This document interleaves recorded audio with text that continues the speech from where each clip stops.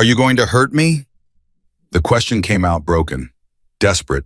A 16-year-old girl with a 7-month pregnant belly pressing herself into the corner of a Memphis laundromat at 2:30 a.m., staring at the Hells Angels patch on the stranger's chest like it was a death sentence.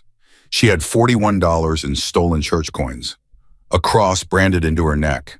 And 48 hours before Pastor Richard Wells, the man who'd been selling girls like her for 15 years, would find her again. What she didn't know, the gray-bearded biker standing 10 feet away had buried his own daughter 3 years ago. Same brand, same monster, same network. And he'd been hunting Pastor Wells ever since. Subscribe now and follow this story to the end. Comment your city below so I can see how far this story travels. Victor Ghost Harrison spotted her the second he walked in. Back corner, walls on 2 sides. Eyes already locked on him like a rifle scope. 16. Pregnant. Terrified.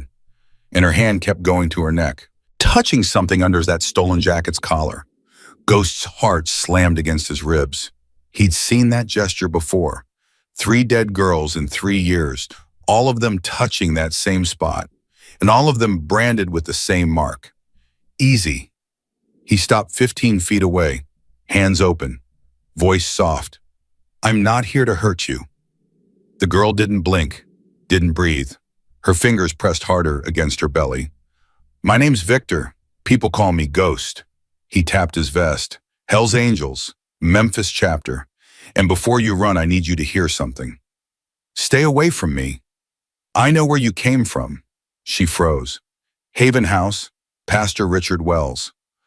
Ghost watched her face drain of color. And I know about the mark they burned into your neck. Her hand flew to her collar. Instinct.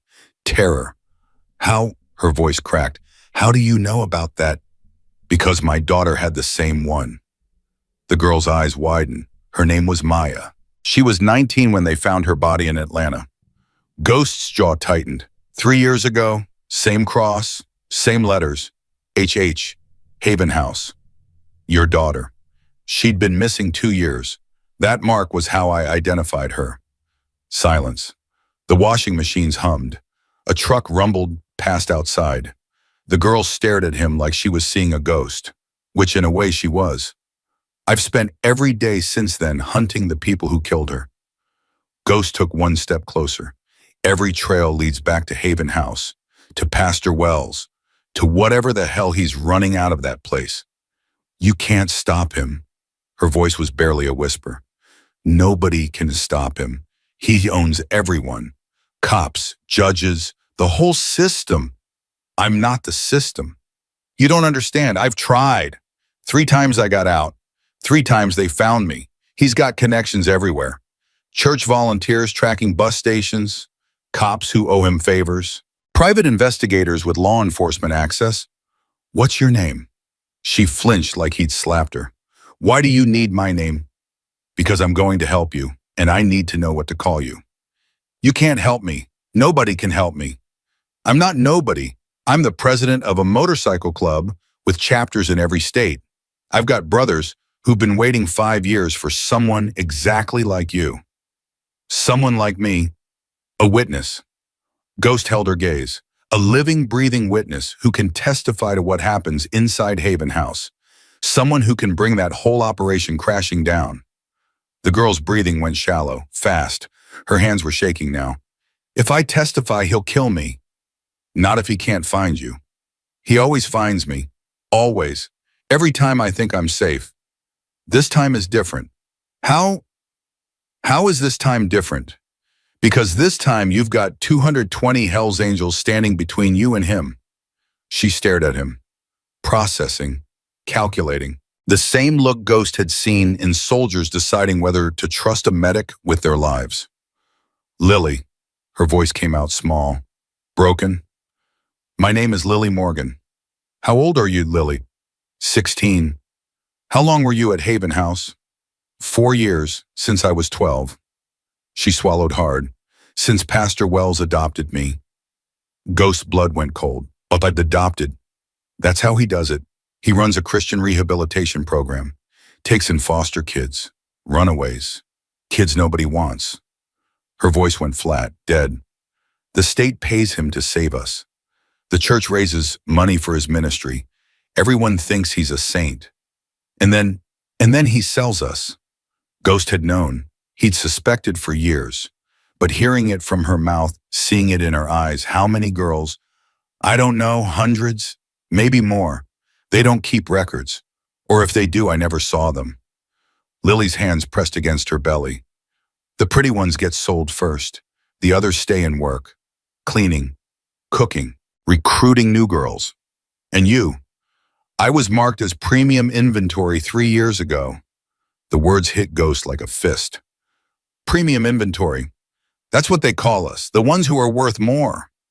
Her jaw tightened. I was supposed to be sold last year, but then I got pregnant. Who's the father? A boy named Daniel. He was there too, being rehabilitated. She almost laughed. He tried to help me escape the second time. They caught us at the state lies. Where is he now? Lily didn't answer. She didn't have to. The look on her face said everything. They killed him. They said he ran away, that he abandoned me. Her voice shook. But I know what I saw. I know what they did. And now the baby's coming and they were going to take her and sell her separately and I couldn't let them. Lily, look at me. She raised her eyes, tears streaming down her face. Nobody is taking your baby. Nobody is selling you. Not while I'm alive. Ghost pulled out his phone. I'm going to make some calls. People are going to come. They're going to take you somewhere safe. Somewhere Pastor Wells has never heard of. And then what? Then we build a case. We document everything you know. We find other survivors. And we burn Haven House to the ground. You make it sound easy. It won't be easy. It'll be the hardest thing you've ever done. Ghost started dialing. But you've already survived 4 years in that place. You've already escaped 3 times. You're tougher than you know, Lily Morgan. He put the phone to his ear. It rang once. Bishop, it's Ghost. I found her. Lily watched him, her hands still shaking, but something in her eyes had changed. The hopelessness cracking, something fiercer showing through. Yeah, she's got the mark. She's talking. Ghost paused. No, she's scared, but she's ready. 4 years inside. She knows everything. He ended the call. Bishop's wife is on her way. 20 minutes. She's going to take you to a safe house. Who's Bishop? Former FBI. Got kicked out for trying to expose corruption. Now he runs our intelligence operation. Ghost almost smiled. He's been building a case against Pastor Wells for 5 years. You're the piece he's been waiting for. And you trust him with my life, with my daughter's memory. Ghost met her eyes. And now with yours. Headlights swept across the windows. Lily tensed. That's not them yet. Ghost moved toward the door. Stay here. Don't move. He pushed through the glass door. A Memphis P cruiser rolled past. Slow. Searching. Ghost's hand went to his phone. The cruiser stopped at the end of the block. Sat there. Engine idling. Lily. Ghost's voice was calm. Too calm. Is there a back door to this place? I don't know. I just came in the front. Find out now. Lily pushed herself up. Her legs were shaking. She moved past the washing machines, past the folding tables toward the back of the building. A door. Emergency exit. No alarm. There's a door back here. Ghost didn't take his eyes off the cruiser. Can you open it? She pushed. It swung open into an alley. Cold air hit her face. It's open. Good. If that cop comes in here, you run. You go down that alley, you turn left, you keep going until you hit Madison Avenue. There's a diner on the corner called Ruby's. You go inside, you ask for Marie, you tell her Ghost sent you. What about you? I'll handle the cop. But, Lily, Ghost turned to look at her. I didn't find you just to lose you. Now get ready to run. The cruiser's door opened. A cop stepped out. Young, hand on his belt, walking toward the laundromat. Lily's heart pounded so hard she could feel it in her teeth. The cop reached the door, pulled it open, stepped inside. Evening. Ghost nodded at him. Casual. Relaxed. Help you with something, officer. The cop's eyes went straight to Ghost's vest. The Hells Angels patches. The President rocker. Got a report of a runaway in this area. Young girl. Pregnant. You seen anyone matching that description? Just me and my laundry. Ghost gestured at an empty washing machine. Quiet night. The cop looked around. His eyes swept across the room, past the folding tables, and toward the back. Lily pressed herself against the wall next to the emergency door. Not breathing, not moving. You sure about that? The cop took a step deeper into the room. Because I got a call saying someone saw a pregnant teenager come in here about an hour ago. Wasn't me who called, and I haven't seen anyone. Ghost's voice stayed easy. You know how it is. People see things that aren't there. The cop stopped. His hand was still on his belt, close to his gun. Mind if I take a look around? You got a warrant? Don't need one if I'm checking on the welfare of a minor. That's so. Ghost smiled. It didn't reach his eyes. Tell you what, officer, you call your supervisor. You explain to him why you're about to search a private business without cause at 3 a.m. And while you're doing that, I'll call my lawyer. See who picks up first. The cop hesitated. His jaw worked. He wanted to push it. Ghost could see it in his eyes, but something was holding him back. Maybe the patches, maybe the calm certainty in Ghost's voice, maybe the fact that hassling a Hells Angels president at 3 a.m. was above his pay grade. Have a good night. The cop backed toward the door. You see that girl you call it in? She's a danger to herself. I'll keep that in mind. The cop left. The cruiser pulled away. Ghost watched until the taillights disappeared around the corner. Lily. She emerged from the shadows. Her face was white, her whole body trembling. He was looking for me. How did he know? How did he know I was here? Pastor Wells has people everywhere. You said it yourself. Ghost pulled out his phone again. Which means we're out of time. Bishop's wife is still 10 minutes out. We need to move. Move where? My bike's out back. I'll take you to the meet point myself. I thought you said, plans change. That cop is going to call it in. More will come. We need to be gone before they do. He led her through the emergency exit into the alley. A Harley sat in the shadows, black and chrome, gleaming under a distant streetlight. Ever ridden before? No.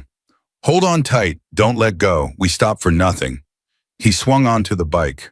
Lily climbed on behind him, her pregnant belly pressing against his back, her arms wrapping around his waist. The engine roared to life. They pulled out of the alley just as another set of headlights appeared at the end of the block.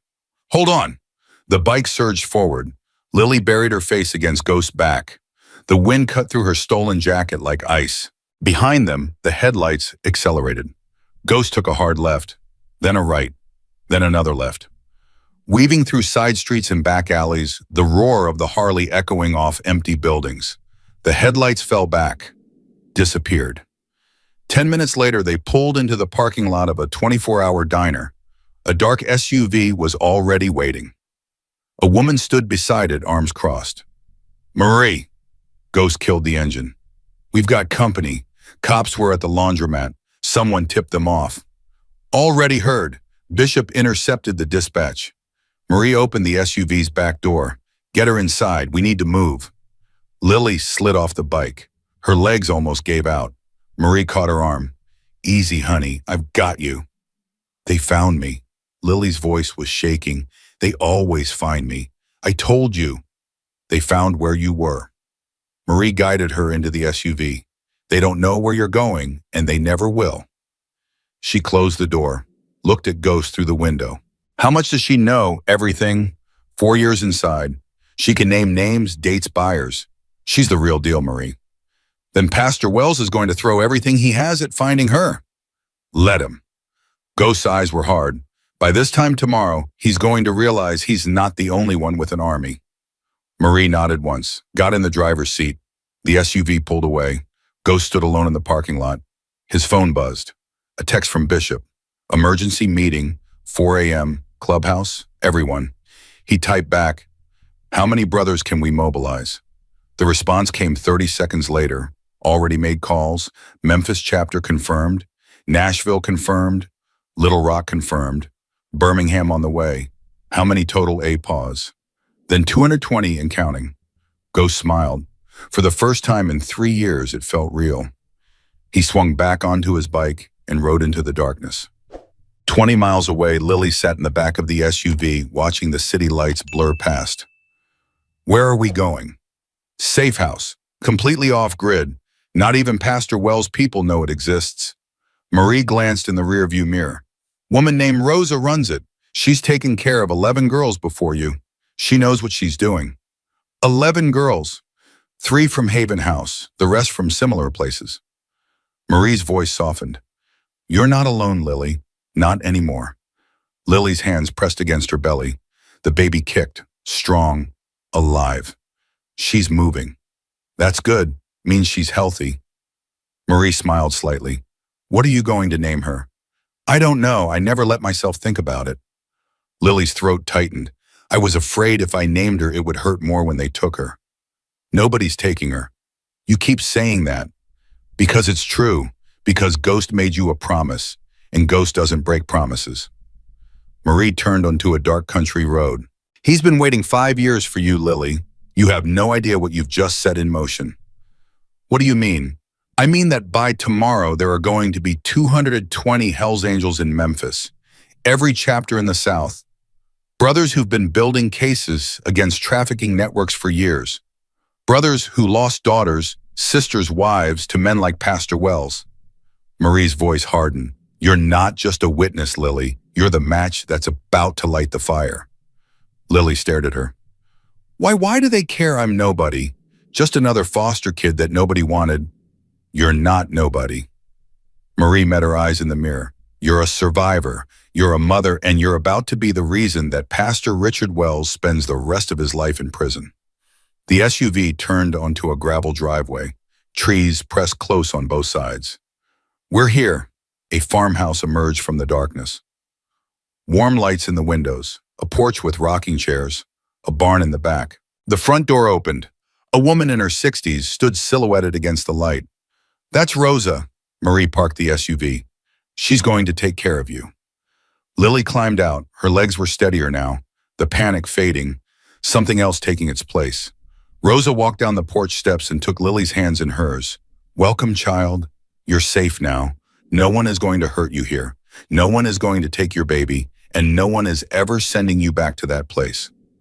Lily looked at her, at the kind face, the warm hands, the safety she'd stopped believing existed. How can you be sure? Rosa smiled. Because the Hells Angels don't lose. And tonight, honey, you became family. She led Lily inside, the door closed behind them. Across the city, Pastor Richard Wells' phone rang at 4:17 a.m. He answered on the second ring. What? Sir, we have a problem. The Morgan girl escaped again. But this time, find her. Same as before. Sir, that's what I'm training to tell you. She was spotted at a laundromat on Madison. Officer Perkins went to check it out. But she wasn't alone. Wells sat up in bed. What do you mean wasn't alone? A Hells Angel was with her, president of the Memphis chapter. They call him Ghost. Silence. Sir, how long ago? About an hour. Perkins tried to search the building, but the biker stonewalled him. By the time backup arrived, they were gone. Wells' hand tightened on the phone. Find her. Every resource. Every contact. I want that girl back by sunrise. And if the Hells Angels get in the way, then go through them, around them, whatever it takes. Wells swung his legs out of bed. She's 7 months pregnant with evidence that could destroy everything. She doesn't get to testify. She doesn't get to talk. She doesn't get to live, if that's what it takes. Understood.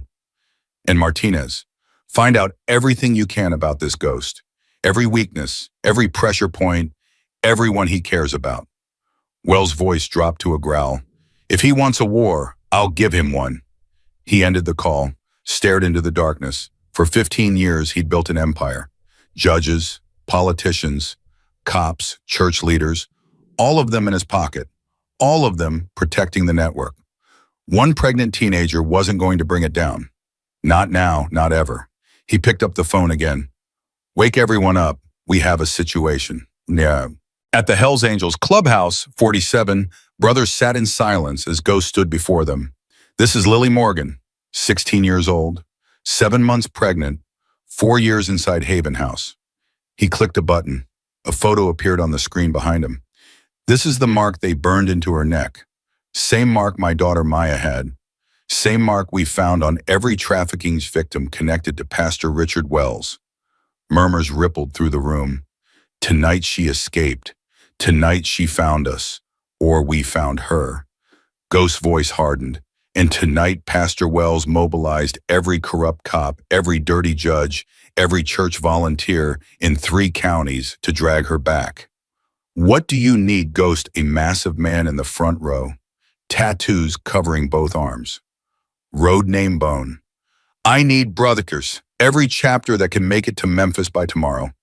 Every contact who has dirt on Wells's operation. Every resource we can throw at keeping this girl alive long enough to testify. And Wells thinks he's untouchable, thinks his connections make him invincible. Ghost smiled coldly. I want to show him what 220 Hell's Angels look like when they're protecting one of their own. Bone stood. When do we ride? Now, tonight, before Wells has time to regroup. Ghost looked around the room. This isn't just about Lily. This is about Maya, about every girl who disappeared into that place, about every family that never got answers. He paused. This is about burning Haven House to ashes and making sure Richard Wells watches it fall. Who's with me? Every man in the room stood. Ghost nodded. Then let's ride. By sunrise, Memphis had never seen anything like it. Motorcycles poured into the city from every direction. Nashville, Little Rock, Birmingham, Atlanta. Brothers from chapters across the South riding through the night answering the call. 220 Hell's Angels for one pregnant teenager. And the war for Lily Morgan had only just begun. Rosa handed Lily a cup of hot chocolate and sat down across from her at the kitchen table. The farmhouse was quiet, warm, safe in a way Lily had forgotten places could be. Drink, you need it. Lily wrapped her hands around the mug. The heat seeped into her bones. She hadn't realized how cold she was until now. How long have you been doing this? 6 years since my husband passed. Rosa's eyes were kind but sharp. He was a Hell's Angel for 40 years, taught me everything I know about keeping people hidden. And you've never been caught? Not once. Not a single girl I've protected has ever been found. Rosa leaned forward. You want to know why? Lily nodded. Because the people hunting them think like cops. They think like investigators. They check databases. They monitor phones. They watch bus stations and airports. Rosa smiled slightly. They don't think like outlaws. They don't know how to find people who've learned to be invisible. Pastor Wells isn't like regular cops. No, he's worse. He's smarter and more connected. Rosa's smile faded, but he's also arrogant. He's spent 15 years thinking he's untouchable. That arrogance is going to destroy him. How can you be sure? Because I've seen it before. Men like him always fall the same way. They get so used to winning that they forget how to fight. They forget that there are people out there who don't care about their money or their connections or their threats. Rosa reached across the table and squeezed Lily's hand. People like Ghost. People like the brothers riding into Memphis right now. Lily's throat tightened. He told me about his daughter. Maya, Rosa's voice softened. She was beautiful, smart, had her whole life ahead of her. And then she disappeared. What happened to her? Same thing that almost happened to you. She got caught up with the wrong people, got taken, got sold. Rosa's jaw hardened. By the time Ghost found her, it was too late. But he never stopped. He never gave up. He's been hunting the people responsible ever since. And now he thinks Pastor Wells. He doesn't think, he knows, we all know. The evidence has been there for years. We just couldn't prove it. Rosa met Lily's eyes. Until you. The baby kicked, hard. Lily gasped and pressed her hand against her belly. She's active tonight. Rosa smiled. That's good. Means she's strong. She's all I have. That's not true anymore. Rosa stood and moved to the window looking out at the dark tree line. As of tonight, you have 220 brothers who will die before they let anyone touch you or that baby. You have a network that spans the entire country. You have family. I don't even know these people. You will. And when you do, you'll understand why they do what they do. Rosa turned back to face her. Now finish your chocolate and get some sleep. Tomorrow is going to be a long day. I don't think I can sleep. Try. Your body needs rest. The baby needs rest. Rosa walked to the doorway. There's a bedroom at the top of the stairs, clean sheets, warm blankets, and 4 Hell's Angels outside, making sure nothing gets within a mile of this house. Lily looked at her. 4. First shift, they rotate every 6 hours. Rosa's eyes crinkled. You're not just protected, honey. You're guarded like a queen. She disappeared down the hallway. Lily sat alone in the kitchen, hands still wrapped around the cooling mug. For the first time in 4 years, no one was watching her through a camera. No one was timing her movements. No one was waiting to punish her for breaking a rule she didn't know existed.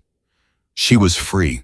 The word felt foreign, dangerous, like something that could be snatched away at any moment. But for now, just for tonight, she let herself believe it. The sun was just coming up when Ghost walked into the clubhouse. 47 brothers from the night before had become 93. More were arriving every hour. Bishop met him at the door. Former FBI, gray hair, cold eyes that had seen too much. We've got a problem. Already. Wells moved faster than we expected. Bishop handed Ghost a tablet. He went on local radio at 5 a.m., crying about his poor mentally disturbed daughter who escaped from his care. Pregnant, off her medication, a danger to herself and her unborn baby. Ghost looked at the screen. Pastor Richard Wells, silver-haired and distinguished, wiping tears from his eyes as he begged the community to help find his beloved Lily. Son of a bitch. It gets worse. He's offering a $50,000 reward for information leading to her safe return. He's got church volunteers mobilizing across 3 counties, and the sheriff's department just issued an Amber Alert. She's 16. That's not how Amber Alerts work. It is when you own the sheriff. Bishop's jaw tightened. He's calling it a child endangerment situation, claiming she was kidnapped by a dangerous motorcycle gang. Us. You specifically. Your name's already on the morning news. President of the Hells Angels Memphis chapter. Known associate of criminal elements. Possibly holding a pregnant teenager against her will. Ghost threw the tablet onto the nearest table. How long before the feds get involved? They already are. Wells' brother called in a favor with the state attorney general's office. They're pushing for FBI involvement by end of day. The same FBI that kicked you out for trying to expose corruption. Different division, but yeah, same politics. Bishop crossed his arms. Ghost, we need to move fast. If the feds get a warrant, if they find the safe house, they won't find it. They might. Wells has resources we don't fully understand yet. Money, connections, technology. Bishop lowered his voice. And he's desperate. A desperate man with unlimited resources is the most dangerous kind. Ghost was quiet for a moment, processing, calculating. What do we have on him? Right now, Lily's testimony, which is powerful but not enough. A good lawyer would tear her apart on the stand. Troubled foster kid, history of running away, mental health issues documented in her file. Mental health issues he created. We know that, a jury doesn't. Bishop pulled out a folder. We need corroboration, other witnesses, financial records, physical evidence. The other girls. Lily said there are others at Haven House right now. At least 20, maybe more, but we can't get to them. The facility is locked down. Security cameras everywhere. Armed guards disguised as youth counselors. What about the ones who got out, the ones who were sold? That's what I've been working on for 5 years. Bishop opened the folder. I've identified 847 girls who've gone through Haven House since it opened. Only 23 can be accounted for. Living normal lives, yes, families. The rest, vanished. Or dead, or still in the system somewhere being moved from buyer to buyer. Bishop's voice was heavy. But I've found a few. Survivors who escaped, survivors who might be willing to talk. How many, Orti? 3 confirmed, 2 possibles. Bishop handed Ghost a list. They're scattered across 5 states, terrified, hiding. But if we can get to them, if we can convince them to testify, then we've got corroboration. Then we've got a case even Wells' lawyers can't destroy. Ghost looked at the list. 3 names. 3 girls who had survived the same hell as Lily. 3 potential witnesses who could bring down an empire. Where do we start? Closest one is in Little Rock, named Sarah Chen. She was at Haven House 8 years ago. Got out when she turned 18. Been in hiding ever since.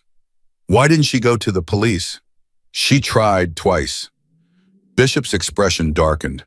First time the cop she talked to was on Wells' payroll. Reported everything back to him. Sarah barely escaped before they could grab her again. Second time the detective handling her case had a car accident. Died before he could file any reports. Wells killed him. Can't prove it, but the timing was too convenient to be coincidence. Ghost stared at the name. Sarah Chen. 8 years of hiding, 8 years of fear. I'll go myself. Bad idea, your face is all over the news. Every cop in 3 states is looking for you. Oh. Then send someone she'll trust. That's the problem. She doesn't trust anyone. She's been burned too many times. Bishop hesitated. There might be one person who could reach her. Who'd done Lily. Ghost's head snapped up. Absolutely not. Think about it. Sarah knows what Haven House is. She knows what those girls went through. If Lily calls her survivor to survivor, she's 7 months pregnant, she's been through hell, and you want to put more pressure on her. I want to give her a choice. Bishop's voice was firm. She's not a victim anymore, Ghost. She's a witness, a warrior, and she might be the only person who can convince Sarah to come forward. Ghost was silent. He hated it. Every instinct screamed to protect Lily, to keep her hidden, to shield her from any more trauma. But Bishop was right. They needed Sarah. They needed every witness they could find. I'll ask her, but it's her decision. If she says no, then we find another way. Bishop nodded. I'm not trying to exploit her, Ghost. I'm trying to win. There's a thin line between those two things. I know. That's why I'm asking you to be the one who talks to her. Ghost grabbed his jacket. I'm heading to the safe house. Keep me updated on Wells' movements. Ghost. Bishop caught his arm. There's one more thing. What? Wells put out a second call this morning, private, off the books. Bishop's face was grim. He's hired a team, military contractors, former special forces, the kind of people who make problems disappear. How many? 6 confirmed, maybe more on the way. When they're already in Memphis, Ghost's blood went cold. 6 military contractors, trained killers, coming for a 16-year-old pregnant girl. Double the guard at the safe house. No one in or out without my authorization. Already done. And Bishop, find out everything you can about these contractors. Names, faces, vehicles. I want to know where they sleep and what they eat for breakfast. I'm on it. Ghost headed for the door. Behind him, the clubhouse was filling with brothers. 93 and counting. Leather vests and hard faces, and the kind of loyalty that couldn't be bought. It wasn't enough. Not against Wells's money, not against his connections, not against hired killers with military training. But it was what they had, and Ghost was going to make it count. Lily was awake when he arrived, sitting at the kitchen table with Rosa, a plate of untouched eggs in front of her. Couldn't sleep. She shook her head. Every time I closed my eyes, I saw him, Pastor Wells, standing over my bed, telling me I'd never escape. Ghost sat down across from her. He's looking for you hard. He went on the radio this morning, crying about his poor missing daughter. I'm not his daughter. I was never his daughter. I was inventory. I know, but the world doesn't know that yet. Ghost leaned forward. Lily, I need to ask you something, and I need you to be honest with me about whether you can handle it. What? There's a woman named Sarah Chen. She was at Haven House 8 years ago. She got out. She's been hiding ever since. Lily's eyes widened. Sarah's alive. You know her. She was a legend at Haven House. The older girls used to whisper about her, the one who got away, the one who actually made it out. Lily's voice trembled. I thought she was just a story, something they made up to give us hope. She's real, and she might be willing to testify against Wells. But she's scared. She's been burned before. She doesn't trust anyone. You want me to talk to her? I want to give you the choice. If you think you can reach her, if you think you can convince her that it's safe to come forward. Yes. Ghost blinked. You don't have to decide right now. I said yes. Lily's chin lifted. If Sarah can testify, if she can help bring down Wells, then I'll do whatever it takes to convince her. It might not be safe. If Wells finds out we're contacting other survivors, nowhere is safe, not until he's gone. Lily's hands curled into fists on the table. For 4 years, I watched girls disappear. For 4 years, I kept my head down and tried to survive. I'm done surviving. I want to fight. Ghost looked at her. 16 years old, 7 months pregnant, 4 years of hell behind her, and fire in her eyes that he recognized. The same fire that had kept him going for 3 years. The same rage that had built a case against Wells one piece at a time. All right, he pulled out his phone. Bishop's going to set up a secure line. You'll call Sarah this afternoon. But, Lily, I know if she says no, we don't push. We find another way. That's right. Ghost almost smiled. You're learning fast. I had good teachers. The worst kind of teachers. Lily stood and walked to the window. At Haven House, they taught us to read people, to know what they wanted before they said it, to surprise by being whatever they needed us to be. She turned back. I'm going to use everything they taught me, but this time I'm going to use it to destroy them. The phone call came at 3:47 p.m. Lily sat in the farmhouse living room, a burner phone pressed to her ear. Ghost and Rosa waited in the kitchen listening through a connected device. The line rang 4 times. 5, 6, then a click, a breath, silence. Sarah, Lily's voice was steady. My name is Lily Morgan. I was at Haven House for 4 years. I escaped 3 days ago, and I need your help. More silence, so long that Lily thought the woman had hung up. Then barely a whisper. How do I know this isn't a trap? You don't. I wouldn't trust me either. Not after what they did to us. Lily swallowed hard. But I can tell you things. Things only someone who was there would know. Like what? Like the mark, the cross with the letters underneath. They burned it into my neck when I was 13. Right side, just below the collar line, so it wouldn't show in photographs. A sharp intake of breath on the other end. They told us it was a dedication ceremony, a symbol of our commitment to the program. Lily's voice hardened. It was a brand, like cattle, so the buyers would know we were authentic. What else? The basement, the one under the chapel, where they took the girls who misbehaved. 3 days in the dark with no food, no water, no bucket. Lily's hands were shaking now.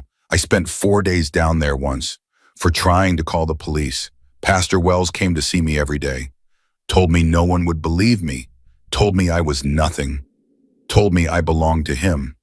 Stop, Sarah's voice cracked. Stop, I believe you. Then help us, please. I'm not the only one who got out. There are others, and there's a man named Ghost who's been building a case against Wells for 5 years. He lost his daughter to the same people. He's not going to stop until Wells is in prison. You don't understand. I've tried twice, both times. I know. The cop who reported you. The detective who died, I know. Lily's voice softened. But this is different. Ghost isn't a cop. He's not part of any system Wells can corrupt. He's a Hell's Angel. Silence again. A Hell's Angel. I know how that sounds. I thought the same thing when I first saw him. Big, scary biker with patches and tattoos. Lily almost laughed. But he's the first person in 4 years who looked at me and saw a human being instead of a product. He's the first person who promised to protect me and actually meant it. And you trust him. With my life, with my baby's life. Lily pressed her hand against her belly. I'm 7 months pregnant, Sarah. They were going to take her, sell her separately. I'd never see her again. Ghost is the reason that's not going to happen. More silence. Longer this time. Lily could hear Sarah breathing on the other end, processing, fighting. If I do this, if I testify, what happens to me? You get protection, the same protection I have. Safe house, guards, people watching your back around the clock. For how long? As long as it takes, until Wells is in prison, until every buyer is exposed, until the whole network burns. And if it doesn't work, if Wells gets off, if his lawyers tear us apart, then at least we tried. At least we fought. Lily's voice broke. Sarah, I've spent 4 years being a victim. 4 years letting them do whatever they wanted because I was too scared to fight back. I can't do that anymore. I won't. A long pause, then where do I go? Lily's heart leaped. Ghost will send someone to pick you up tonight. Just tell me where you are and... No, not yet. I need to think. I need to... Sarah stopped. Give me 24 hours. I'll call this number tomorrow. Same time. Sarah, I've been hiding for 8 years, Lily. 8 years of looking over my shoulder, jumping at every sound, never staying in one place more than a few months. Her voice was exhausted. If I'm going to stop running, I need to be sure. I need to know this isn't just another trap. I understand. Do you really? Sarah's voice cracked. Because I've been where you are. I've felt that hope, that desperate belief that maybe this time things will be different. And I've watched it get crushed again and again. This time is different. Everyone says that. I know, but I'm not everyone. Lily took a deep breath. I'm you, Sarah. 8 years ago, and I'm exactly you. Scared, alone, branded like property. And I'm telling you, it doesn't have to end with hiding. It can end with justice. Ours. Silence, then so quiet Lily almost missed it. 24 hours. The line went dead. Lily lowered the phone. Her hands were shaking. Her whole body was trembling. Ghost appeared in the doorway. You did good. She's scared. She has every right to be. He crossed to where Lily sat. But you reached her. You got through. That's more than anyone else has managed in 8 years. And what if she doesn't call back? Then we try again. Different approach, different person. Ghost sat down across from her. But I don't think that's going to happen. Why not? Because I heard her voice when you told her about the basement, about the mark. Ghost's eyes were steady. She's been carrying that alone for 8 years. Nobody to talk to, nobody who understands. You just gave her something she hasn't had since she escaped. What? Someone who believes her, someone who knows. Ghost leaned forward. That's powerful, Lily. More powerful than fear, more powerful than 8 years of hiding. Lily stared at the dead phone in her hands. I told her this time was different. It is. How do you know? Ghost was quiet for a moment. Then, because 3 years ago I was where Sarah is, hiding from the truth, running from the pain, telling myself there was nothing I could do, that the people who killed Maya were too powerful, too connected. What changed? I met Bishop. He showed me the evidence he'd been gathering, the patterns, the connections, the scope of what Wells was running. Ghost's jaw tightened, and I realized that hiding wasn't protecting me. It was protecting them. Every day I stayed silent was another day they got to keep hurting girls. So you stopped hiding. I started fighting, small steps at first, gathering information, building networks, waiting for the right moment. His eyes met hers. You're the right moment, Lily. You and Sarah and every other survivor we can find. Together, you're going to tear that empire apart. What if we're not enough? Then we'll find more. We'll keep fighting until there's no one left to fight. Ghost stood. Rest now. You've done enough for one day. He headed for the door. Ghost, he stopped. Thank you for finding me, for believing me, for all of this. He turned back. His face was hard, but his eyes were soft. Don't thank me yet. Thank me when Wells is in prison and your daughter is safe in your arms. I'll hold you to that. I'm counting on it. He left. Lily sat alone with the silent phone, feeling the baby kick and wondering if Sarah Chen was sitting somewhere right now, having the same thoughts, feeling the same fear. Tomorrow, 24 hours. Everything depended on one phone call. Across the city in a nondescript office building, 6 men sat around a conference table. Military haircuts, hard faces, the kind of men who solved problems that couldn't be solved through legal channels. The leader, a man named Cole, studied a photograph of Lily Morgan. 16 years old, 7 months pregnant, currently being held at an unknown location by the Hells Angels Memphis chapter. Held or protected? One of the others asked. Does it matter? Cole set down the photo. Pastor Wells wants her back, alive if possible, silenced if necessary. He's paying us $500,000 to make that happen. What about the bikers? Over 100 confirmed in Memphis, more arriving every hour. Cole smiled coldly. But they're not soldiers. They're criminals playing at being heroes. They've never faced a real threat. And if they fight back, then we make an example. One or two bodies usually sends a message. Cole stood. Our first priority is locating the girl. Wells people are monitoring police channels, tracking known Hells Angels properties, and interviewing anyone who might have information. What about the safe house? Somewhere rural, off the grid, probably within a 2-hour radius of Memphis. Cole walked to a map on the wall. We eliminate the obvious locations first. Club properties, members' homes, known associates. If that doesn't work, we start applying pressure. What kind of pressure? The kind that makes people talk.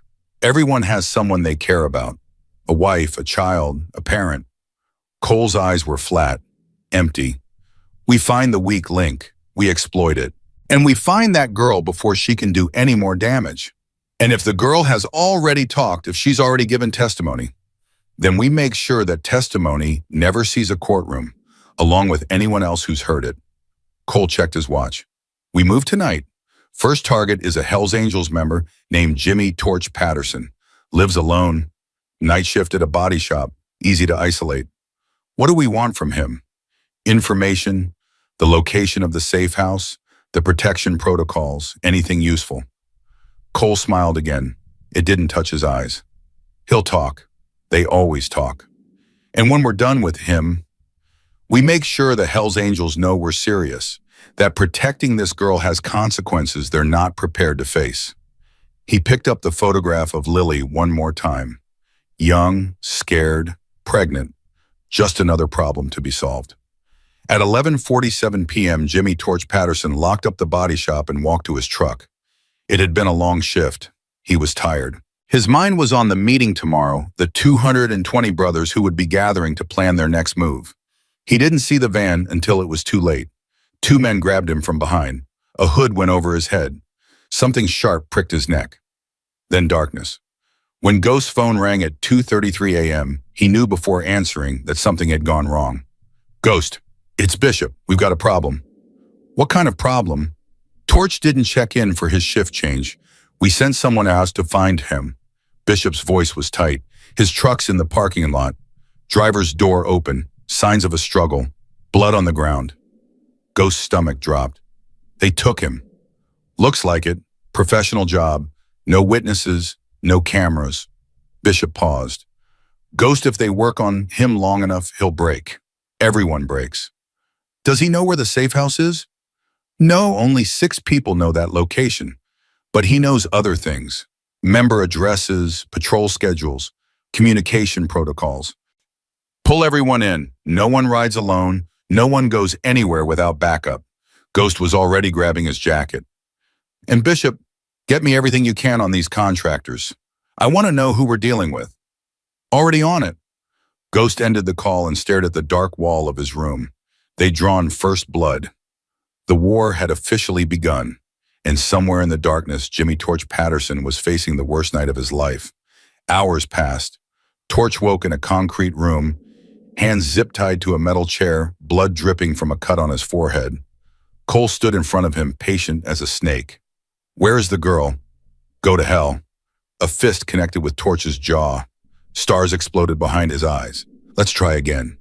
Where is the girl? I don't know. Another blow. Ribs this time. Something cracked. Everyone knows something. Think harder. Torch spat blood onto the floor. You think I'm scared of you? I've been beaten by worse than you. I've been shot. Stabbed. Left for dead. You're nothing. Cole smiled. I'm not trying to scare you. I'm trying to hurt you. There's a difference, or so. He leaned closer. We have all night, and tomorrow night, and the night after that. Eventually you'll tell me what I want to know. The only question is how much pain you want to experience first. I don't know where the safe house is. I've never been there. Ghost keeps that information locked down. Then tell me about Ghost, his weaknesses, his routines. Who does he trust? Torch closed his eyes. Every breath sent fire through his broken ribs. He trusts his brothers, all 220 of us.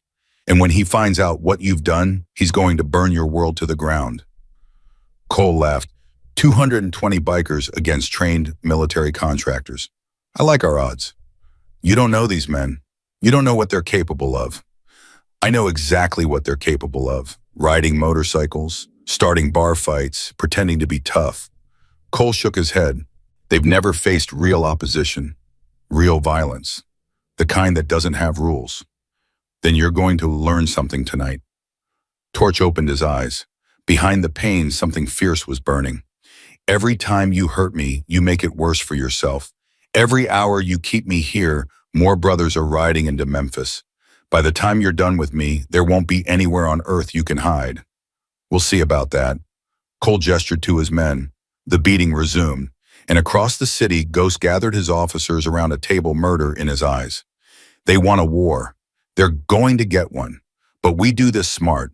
We find them, we isolate them, and we show them what happens when you touch one of our brothers. How do we find them? Bone asked. We start with what we know. 6 military contractors, hired in the last 48 hours. Somewhere in Memphis right now, probably a rental property or a commercial building. Ghost's voice was ice. Bishop's running facial recognition on every traffic camera in the city. We've got people watching every hotel, every rental agency, every real estate office. And when we find them, Ghost looked around the room at the faces of his brothers. Hard men, loyal men, men who would die before betraying their own. When we find them, we end this, once and for all. At the safe house, Lily woke from a nightmare to the sound of her phone buzzing. She grabbed it, heart pounding. A text from an unknown number. I've made my decision. I'm coming. Tell Ghost to send someone to get me. And Lily, thank you for reminding me what I was too scared to remember. We're survivors, not victims. It's time we started acting like it. Lily read the message 3 times. Then she started to cry.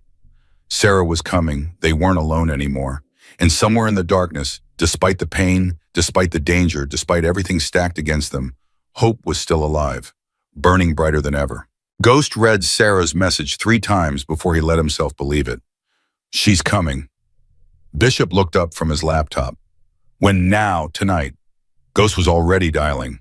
I need a team in Little Rock within 2 hours, 4 riders, armed, eyes on every exit. I'll make the call. And Bishop, Ghost's voice dropped. We still don't have Torch. Whatever these contractors are doing to him right now, he's holding the line. We owe him. We'll find him. We better, because if he breaks, if he gives them anything, he won't. Torch is old school. He'd die before he talked. That's what I'm afraid of. Ghost ended the call and walked to the window. Outside, the first light of dawn was bleeding across the sky. Somewhere in Memphis, his brother was being tortured.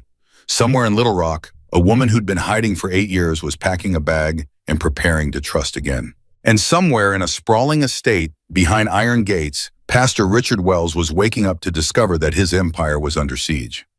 The clock was ticking. Lily found Ghost in the kitchen an hour later. His eyes were red. He hadn't slept. Sarah's coming. On her way, should be here by noon. Ghost poured himself another cup of coffee. You did it, Lily. You reached her. I just told her the truth. Sometimes that's enough. He sat down across from her. But I need to tell you something. Something happened last night. Lily's stomach tightened. What? One of my brothers, Torch, he was taken.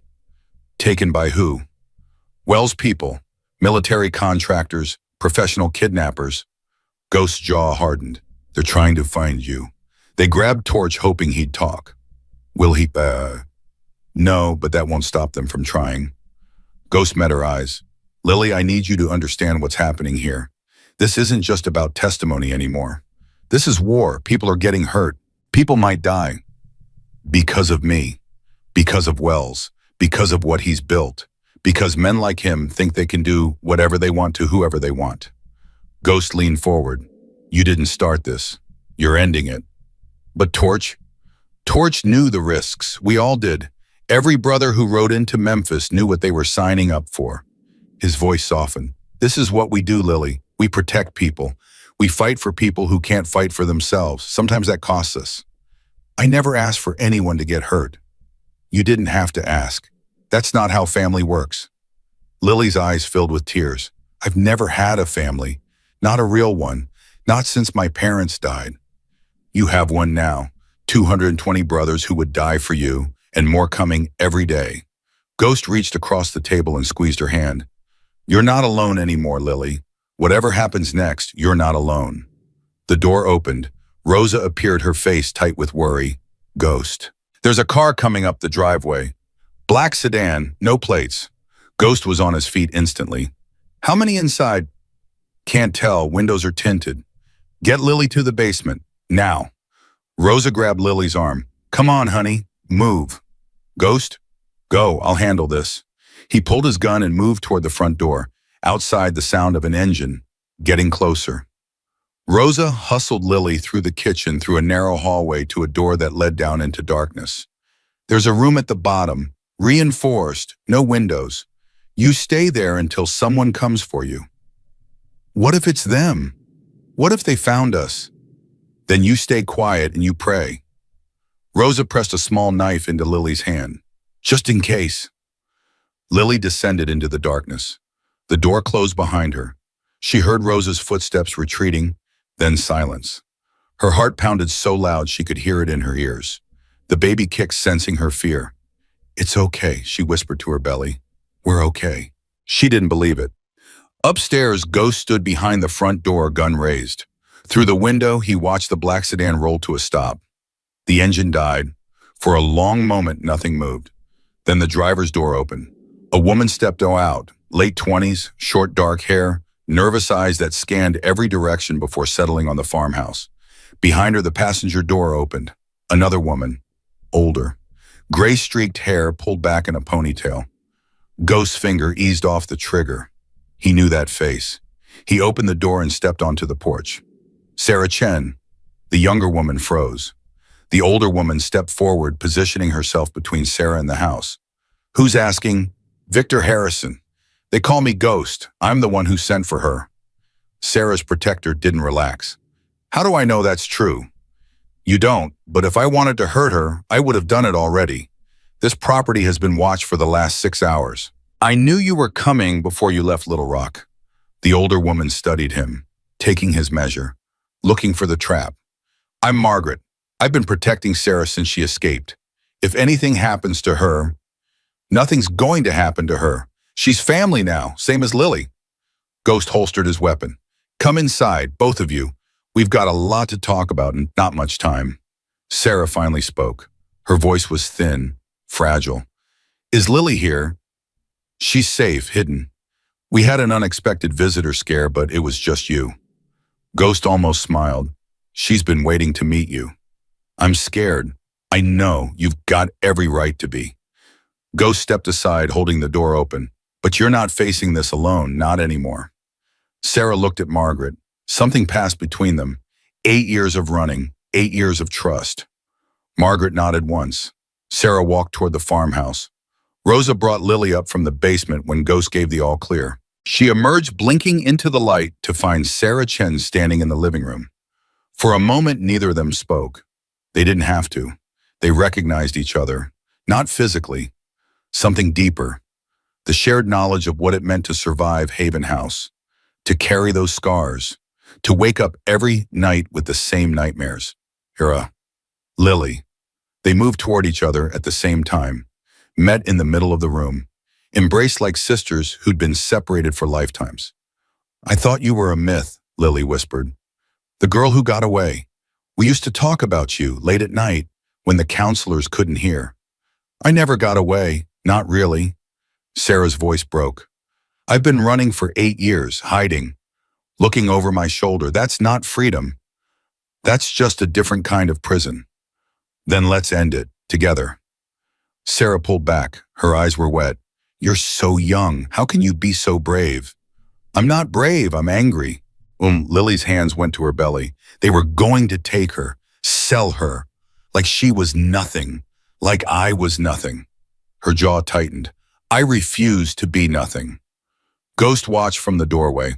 2 survivors, 2 witnesses, 2 girls who'd walked through hell and come out the other side. This was how empires fell. Not with armies, with testimony, with truth. We need to get started, he said quietly.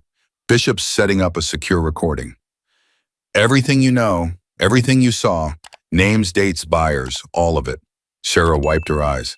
And then we take it to people who can act on it. FBI Human Trafficking Task Force in Washington, bypassing anyone local, bypassing anyone Wells can reach.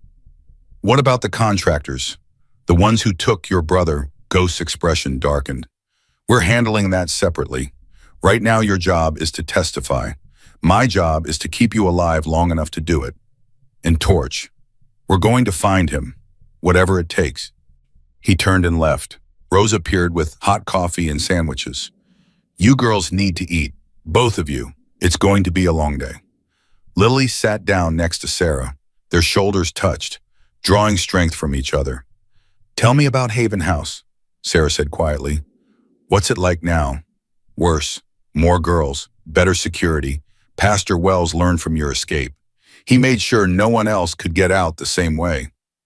How did you do it? I waited for the right moment. They were distracted by a new shipment. Lily caught herself. That's what they call it. Shipment. Like we're packages, like we're things. I remember. There was a gap in the fence behind the chapel. I'd been watching it for months, memorizing the guard patterns, the camera rotations. Lily's voice went flat. I went through at 3 a.m., walked 12 miles to the highway, hitched a ride with a trucker to Memphis. And then Ghost found you. His daughter found me first, at the crisis center. She called her dad. Lily almost smiled. I thought he was going to hurt me when I first saw him.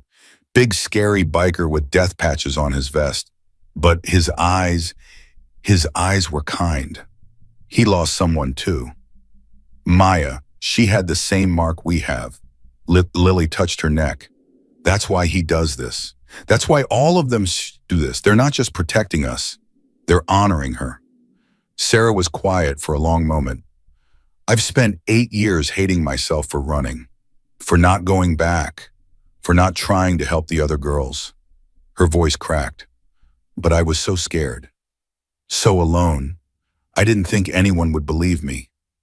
They believe us now. Because of you, because you were brave enough to talk to me. Sarah took Lily's hand. You saved my life, Lily. You gave me something I thought I'd lost forever. What? Hope.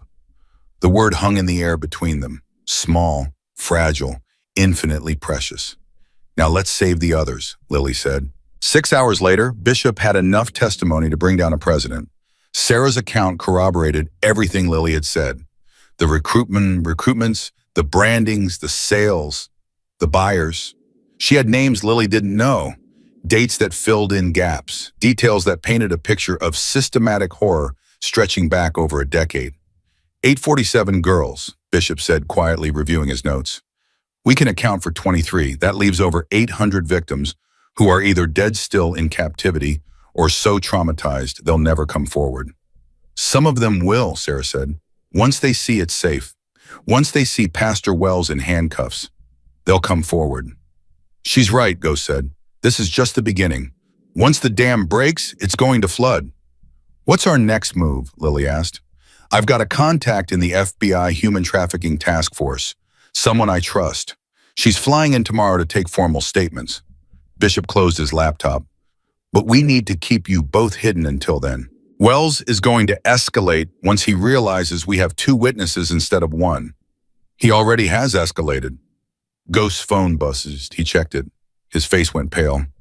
They found Torch, where, dumped outside the clubhouse, barely alive. Ghost was already moving toward the door. Broken ribs, broken jaw, burns on his chest, but he's breathing. Did he talk? Ghost paused at the doorway. When he turned back, there was something fierce in his eyes. No, he didn't talk, took everything they gave him and didn't say a word. His voice was raw. That's what brotherhood means. That's what these men do for each other, for people they've never even met. He left. The sound of his motorcycle faded into the distance. Lily looked at Sarah. Are you scared? Terrified. Me too. Lily pressed her hand against her belly. But I'm more scared of what happens if we don't do this. If we stay quiet, if we let him win. He's not going to win. Sarah's voice hardened. Not this time. Not ever again. Out of the hospital, Ghost stood beside Torch's bed. His brother was barely recognizable, swollen, broken. tubes and wires everywhere, but his eyes were open. Ghost. The word came out slurred, painful. I'm here, brother. I'm right here. Didn't talk. Torch tried to smile. It looked like agony. Didn't tell them nothing. I know. You're a warrior, Torch. The bravest man I know. How's the girl? Safe. Hidden. And she's got another witness now, another survivor. Good. Torch closed his eyes. Good. Then it was worth it. Don't talk like that. You're going to make it. Doesn't matter if I don't. What matters is she does. What matters is you burn that bastard to the ground. Torch's hand found Ghost's, squeezed weakly. Promise me. I promise. Make him pay. For Maya, for all of them. Make him pay. I will. I swear on my daughter's grave. Torch's grip relaxed. His eyes drifted closed. The monitors beeped steadily. Ghost stood there for a long time holding his brother's hand. Then he walked out of the hospital and made a phone call. Bishop, I want those contractors found, tonight. No more waiting, no more playing defense. Ghost, we should focus on protecting the witnesses. They tortured my brother for 12 hours, beat him until he couldn't see, burned him until he screamed. Ghost's voice was ice. This isn't just about protection anymore. This is about justice. And I'm going to deliver it personally.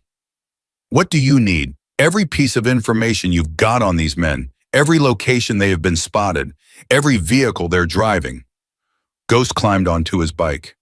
And I need 20 brothers who aren't afraid to get their hands dirty. Ghost. I'm not asking, Bishop. I'm telling. These men came into our city. They hurt our people.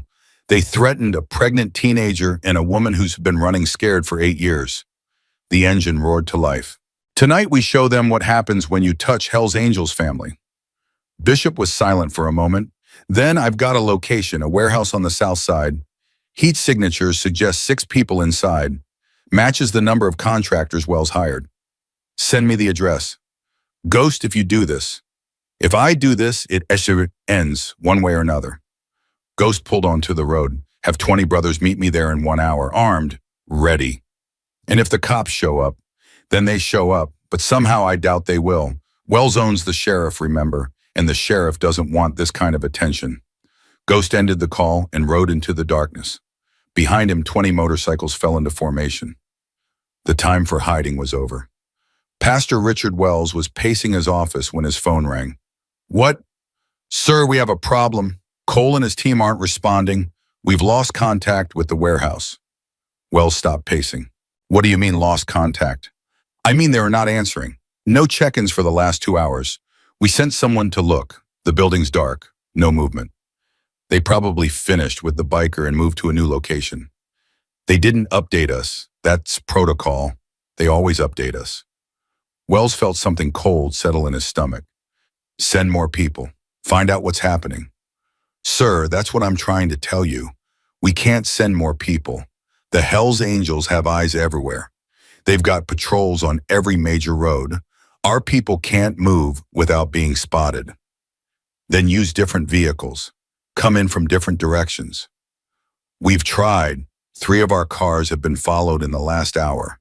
They know who we are. They know what we're driving. It's like they've got our entire operation mapped. Wells sank into his chair. For the first time in 15 years, he felt something he barely recognized. Fear. What about the girl? Any leads on her location? Nothing solid. We know she's somewhere within 50 miles of Memphis, but the Hells Angels have moved her multiple times. Different safe houses, different routes. We can't pin her down. She's one pregnant teenager. How hard can this be? It's not the teenager, sir. It's the 200 bikers protecting her. And it's getting worse. More are arriving every day. Nashville chapter came in this morning. Little Rock last night. They're mobilizing like nothing I've ever seen.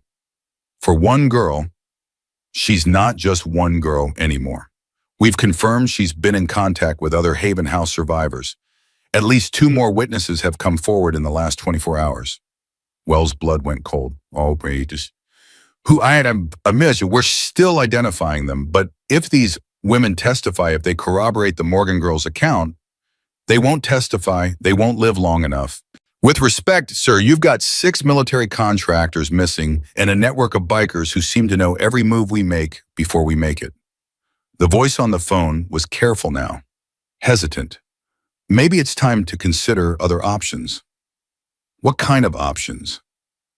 Leaving, taking what you can and disappearing. You've got resources, connections overseas.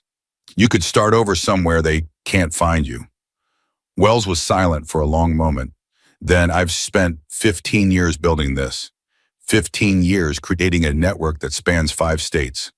Politicians, judges, law enforcement, all of it mine. All of it under my control. His voice hardened. I'm not running from a bunch of bikers and a pregnant teenager. Sir, find the girl, find the other witnesses, and find out what happened to Cole and his team. Wells stood up. I didn't get where I am by giving up. I got here by eliminating problems. And that's exactly what I'm going to do. He ended the call and stared out the window at his manicured grounds. Somewhere out there, a 16-year-old girl was trying to destroy everything he'd built. She had no idea who she was dealing with, but she was about to find out. The warehouse was silent when Ghost and his brothers arrived. 20 motorcycles surrounded the building. Engines died. Men dismounted. Weapons appeared. Bone, take 5 brothers around back. Cover the exits. On it. Everyone else with me. We go in hard. Anyone who isn't torched, consider them hostile. They moved through the front door in a coordinated wave. Flashlights cutting through darkness. Footsteps echoing on concrete. What they found made Ghost's stomach turn. 6 men, military contractors, Cole and his team. All of them zip-tied to chairs in the center of the room. Beaten, bloodied, but alive. Standing over them, a single figure in the shadows. Ghost raised his gun. Who the hell are you? The figure stepped into the light. A woman, mid-40s, sharp eyes, a badge hanging from her neck. Special Agent Karen Foster, FBI Human Trafficking Task Force. She held up her hands. I suggest you lower that weapon before this gets complicated. Ghost didn't move. How did you find this place? Same way you did. We've been tracking Wells' operation for 3 years. When he hired these contractors, we followed the money. She gestured to the bound men. They were kind enough to provide detailed information about their employer before you arrived. You interrogated them. We asked questions. They answered. Turns out military contractors get very cooperative when they realize they're facing federal human trafficking charges instead of just a local assault beef. Ghost slowly lowered his gun. You're Bishop's contact. I am. He called me 2 days ago. Told me he finally had what we needed. Living witnesses who could bring down Pastor Richard Wells. Agent Foster crossed her arms. I wasn't supposed to be here until tomorrow, but when I heard these geniuses were hunting a pregnant teenager, I moved up my timeline. You've been watching this whole time. Watching, gathering evidence, building a case that will actually stick. She met Ghost's eyes. I know you want blood, Mr. Harrison. I know what they did to your brother. But if you kill these men tonight, you become the criminal Wells has been painting you as. And everything your witnesses have risked falls apart. Ghost's jaw tightened. They tortured Torch for 12 hours. I know, and they're going to prison for it, along with Pastor Wells, along with everyone who ever took money from his operation. Agent Foster's voice softened. Your daughter Maya, she's part of this case too. We have evidence connecting Wells to her disappearance. When this goes to trial, her name will be spoken. Her story will be told, and the men responsible will spend the rest of their lives in prison. Ghost stared at her. 3 years of rage, 3 years of grief, 3 years of wanting to tear Wells apart with his bare hands. And now a federal agent was telling him to let the law handle it. How do I know you're not compromised? How do I know Wells doesn't own you like he owns everyone else? You don't, but Bishop trusts me, and I think you trust Bishop. Agent Foster reached into her pocket and pulled out a photograph. This is my daughter. She's 12, same age your witnesses were when they were taken. She held up the picture. I got into this work because I wanted to protect kids like her, kids like Lily Morgan, kids like Sarah Chen. I've spent 10 years building cases against predators, and I've never lost one. You've never faced Pastor Wells? No, but I've faced men like him, Men who thought they were untouchable. Men who had judges and politicians in their pockets. Her eyes hardened. They're all in prison now, and Wells is going to join them. Ghost was quiet for a long moment. Behind him, his brothers waited. 20 men ready to do whatever he asked. What do you need from us? I need you to keep those witnesses safe until I can get them into protective custody. I need you to stand down from any direct action against Wells or his people. And I need you to trust that the system, the real system, not the corrupted one Wells has built, can actually deliver justice. That's a lot of trust. I know, but it's the only way this works. Agent Foster stepped closer. Ghost, if you go after Wells yourself, if you hurt anyone else in his organization, his lawyers will use it to discredit everything. They'll paint you as a violent criminal who kidnapped a mentally disturbed girl and manipulated her testimony. They'll make this about you instead of about him, and he'll walk.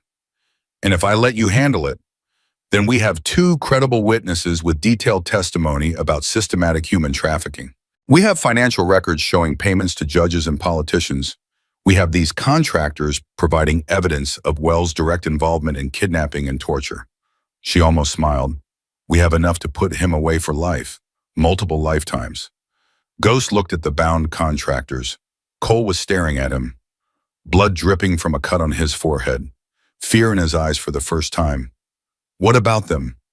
They're being transferred to federal custody tonight. They'll testify against Wells in exchange for reduced sentences. Agent Foster shrugged. It's not ideal, but their testimony is another nail in the coffin. Ghost walked over to Cole, crouched down until they were face to face. You hurt my brother. You burned him, beat him, left him for dead. His voice was barely a whisper. If it were up to me, I'd spend the next week showing you what that feels like. Cole said nothing. His jaw was too swollen. But I'm going to let the law handle you. Not because you deserve mercy, because killing you isn't worth losing everything we've built. Ghost stood up. Enjoy prison. I hear they love cop killers and child traffickers in there. He turned and walked away. Bone, pull the brothers back. We're done here. You sure, Ghost? I'm sure. Ghost looked at Agent Foster. You've got 48 hours. After that, if Wells isn't in custody, I'm handling this my way. Fair enough. She pulled out her phone. I need to make some calls. The raid on Haven House happens tomorrow at dawn, coordinated with 5 other facilities across 4 states. By the time Wells wakes up, his entire empire will be in flames. And him, arrested at his home. I'm leading the team personally. Agent Foster met his eyes. He's not getting away, Ghost. I promise you that. I've heard promises before. Then watch. Tomorrow you'll see what real justice looks like. Ghost walked out of the warehouse. His brothers fell in behind him. 20 motorcycles roared to life. They rode back to the clubhouse in silence. At the safe house, Lily woke to the sound of her phone buzzing. A text from Ghost. Contractors neutralized. FBI involved. Raid tomorrow. Stay hidden. Stay safe. It's almost over. She read it 3 times. Then she walked to Sarah's room and knocked softly. Come in. Sarah was sitting by the window staring out at the dark trees. I couldn't sleep either, Lily said. Too many ghosts. Sarah didn't look away from the window. Every time I close my eyes, I'm back there. In the basement, in the dark. I know. Lily sat down beside her. Ghost texted. The FBI is raiding Haven House tomorrow. Sarah finally turned. Tomorrow. All 6 facilities at the same time. They're arresting Pastor Wells at his home. It's really happening. It's really happening. They sat in silence for a long moment. 2 survivors, 2 witnesses. 2 girls who had walked through hell and were finally about to see their abusers face justice. What happens after? Sarah asked quietly. After the trial, after everything. I don't know. I've never let myself think that far ahead. Lily's hand went to her belly. I guess I'll have a baby, figure out how to be a mother, try to build some kind of life. You're 16. I know, but I've got help now, Rosa, Ghost, the brothers. Lily almost smiled. A whole family I never knew I had. They really care about you. They care about all of us, every girl Wells ever hurt, every survivor who's still out there hiding. Lily turned to face Sarah. You could stay. After this is over, you don't have to keep running. I've been running so long I don't know how to stop. Then let me teach you. Let us teach you. Lily took her hand. We survived, Sarah. Against everything. Against everyone. We survived. Now it's time to start living. Sarah's eyes filled with tears. I'm scared. Well, so am I, but I'm not facing it alone anymore. Lily squeezed her hand. Neither are you. Outside, the first light of dawn was breaking over the trees. In 12 hours, Pastor Richard Wells' world would come crashing down, and 2 survivors would finally have their justice. The sun hadn't risen yet when Agent Foster's team moved into position around Pastor Richard Wells' estate. 16 federal agents, 4 vehicles, warrants for arrest, search, and seizure of all assets connected to human trafficking operations across 5 states. Foster checked her watch. 5:47 a.m., 13 minutes until the coordinated strike. Her phone buzzed. A text from her team leader at Haven House. In position, 23 girls confirmed inside. Security guards unaware. Ready on your signal. She typed back, hold until 6:00 a.m. Not a second before, another text. This one from the Little Rock team. Facility secured. 14 girls recovered. 3 staff in custody. No resistance. Foster allowed herself a small smile. The dominoes were already falling. In 13 minutes, Pastor Richard Wells would wake up to find his empire in ruins. At the safe house, Lily couldn't sleep. She sat at the kitchen table watching the clock on the wall tick towards 6:00 a.m. Rosa had made coffee. Sarah sat beside her, equally awake, equally anxious. It's almost time, Sarah whispered. I know. Are you scared? Terrified. Lily's hands wrapped around her mug. What if something goes wrong? What if he escapes? He won't escape. Agent Foster knows what she's doing. You don't know Pastor Wells like I do. Lily's voice dropped. He always has a backup plan. Always. No matter how trapped he seems, he finds a way out. Rosa appeared in the doorway. Ghost just called. The Little Rock facility is already down. 14 girls rescued. Sarah's breath caught. 14. Safe. Being taken to hospitals for evaluation. More facilities falling as we speak. Rosa sat down across from them. It's working. Everything we planned is working. Lily wanted to believe it. Every part of her wanted to let go of the fear and trust that this nightmare was finally ending. But something in her gut wouldn't let her. Pastor Wells was too smart, too connected, too ruthless. He wouldn't go down without a fight. At 5:58 a.m., Pastor Richard Wells's phone rang. He grabbed it from the nightstand, instantly awake. Years of crisis management had trained him to sleep light. What? Sir, we have a problem. The Little Rock facility just went dark. FBI raid. They took everyone. Wells sat up. His heart pounded. What about the others? Nashville is surrounded. Birmingham too. It's coordinated, sir. They're hitting everything at once. Haven House. Unknown. We can't reach anyone there. The phones are dead. Wells was already out of bed, moving to his closet. Behind a false panel, a go bag waited. Cash, passports, everything he needed to disappear. How much time do I have? Minutes, maybe less. Sir, there are vehicles outside your gates right now. Federal plates. They're not moving yet, but... Wells didn't wait for the rest. He dropped the phone and grabbed the bag. 15 years of building an empire. 15 years of careful planning, strategic relationships, systematic control. All of it crumbling in a single morning. He moved to the window, looked out at his manicured grounds, the iron gates, the long driveway. 4 black SUVs sat just beyond the entrance, waiting. He had maybe 5 minutes before they came through those gates. 5 minutes to escape a lifetime of consequences. Wells turned from the window and ran. Agent Foster checked her watch. 5:59 a.m. All teams prepare to move. 30 seconds. Her earpiece crackled. Team 2 in position at the rear entrance. Team 3 covering the east perimeter. Team 4 standing by. Foster took a breath. This was the moment. 3 years of investigation. Hundreds of hours of work, all leading to this. All teams execute. The gates crashed open. SUVs roared up the driveway. Agents poured out weapons drawn, spreading across the property in coordinated waves. Foster was first through the front door. FBI, Richard Wells, you're under arrest. Silence. She moved through the foyer clearing rooms. Kitchen, empty. Living room, empty. Study, empty. Bedroom's clear, someone shouted from upstairs. He's not here. Foster's stomach dropped. Find him. Check every room, every closet, every crawl space. He's here somewhere. But even as she said it, she knew. They were too late. Ghost's phone rang at 6:07 a.m. Tell me you have him. Agent Foster's voice was tight, controlled, but he could hear the frustration underneath. He ran, sometime in the last few minutes. We've got teams searching the property, but he's gone. We don't know that yet. There's no vehicle missing. He's on foot if he left at all. Wells doesn't do anything without a plan. If he ran, he had an exit strategy. Ghost was already moving toward his bike. What about Haven House? Secured, 23 girls recovered. All safe. And the other facilities? Nashville, Birmingham, Little Rock, Atlanta, all down. 47 girls total, dozens of staff in custody.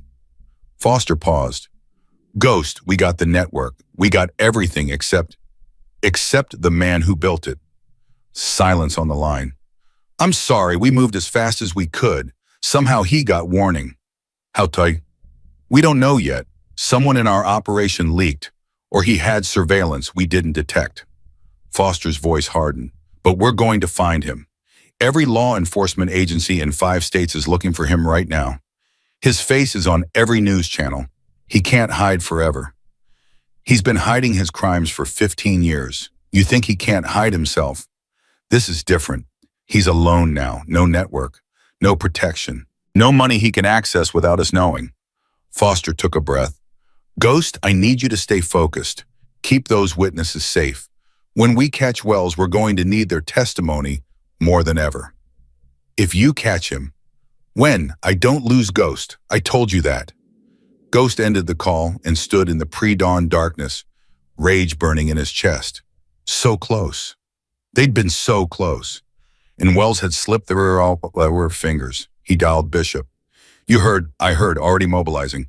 Every brother in 3 states is looking for him. He can't have gone far, not on foot.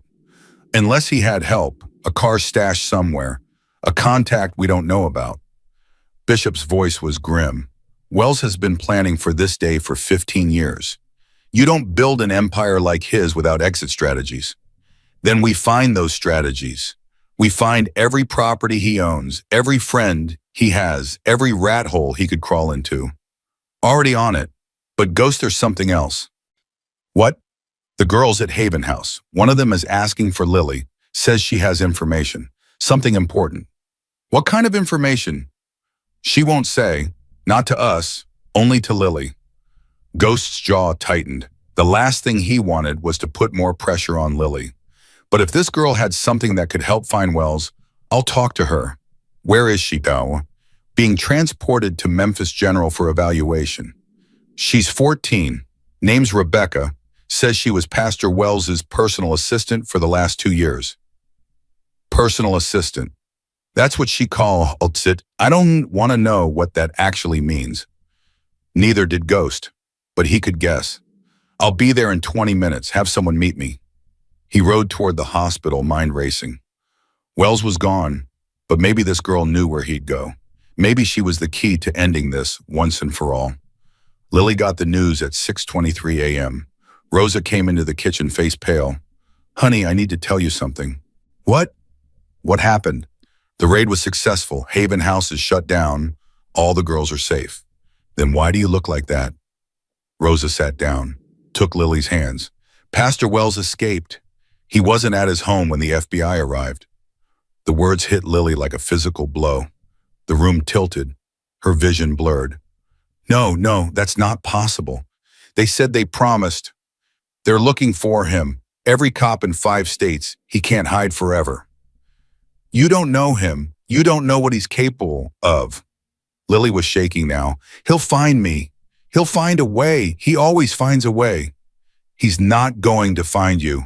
Sarah's voice was firm. She moved to Lily's side. Look at me, Lily. Lily raised her eyes, tears streaming down her face. I've been running from him for 8 years. 8 years of jumping at shadows. 8 years of waiting for him to appear. Sarah's jaw tightened.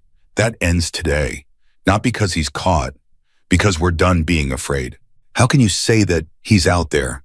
He's alone, no network, no protection, no power. Sarah gripped Lily's shoulders. He built an empire on fear, our fear, and now that empire is ashes. He's got nothing left except the clothes on his back. He'll want revenge. He'll come for us. Let him try. Rosa's voice was cold, harder than Lily had ever heard it. There are 4 Hell's Angels outside this house right now, 20 more within 5 minutes, and 220 ready to ride at a moment's notice. If Richard Wells wants to come here, he'll have to go through every single one of them. Lily's breathing slowly steadied. She looked at the 2 women flanking her. Survivors, warriors, family. I'm tired of being scared, she whispered. Then stop. Sarah squeezed her hand. We survived the worst he could do. We testified against him. We brought down his empire. Whatever happens next, we've already won. Lily closed her eyes. Let the words sink in. They were right. She knew they were right, but somewhere deep in her gut, the fear wouldn't go away. Because she knew Pastor Wells, and she knew he wasn't finished yet. Ghost found Rebecca in a private room at Memphis General. 14 years old, small, fragile, dark circles under eyes that had seen too much. An FBI agent stood outside the door. Ghost showed his ID. She asked for Lily Morgan. I'm here on Lily's behalf. The agent hesitated. She specifically said, Lily's 7 months pregnant and under protective custody. She's not leaving the safe house. I'm the next best thing. The agent looked at him for a long moment, then stepped aside. Ghost entered the room. Rebecca was sitting up in bed, arms wrapped around herself, eyes tracking him like a cornered animal. I'm not here to hurt you. He kept his voice soft, gentle. My name's Ghost. I'm protecting Lily. Is she safe? She's safe, hidden, guarded by people who would die before they let anything happen to her. Ghost pulled a chair to her bedside. Bishop told me you have information. Something you'd only share with Lily. Rebecca's eyes darted to the door. Back to Ghost. How do I know I can trust you? You don't, but you trusted us enough to ask for Lily. That means something. He leaned forward slightly. I lost my daughter to the same people who hurt you. Her name was Maya. She had the same mark you have, the same nightmares, the same fear. Rebecca's hand went to her neck. The gesture was automatic, unconscious. Pastor Wells killed her, not directly, but he sold her to people who did. Ghost's voice was rough. I've spent 3 years trying to bring him down. Lily and Sarah helped me do that. But he escaped this morning. He's out there somewhere, and I need to find him before he hurts anyone else. Rebecca was quiet for a long time, her small body trembling.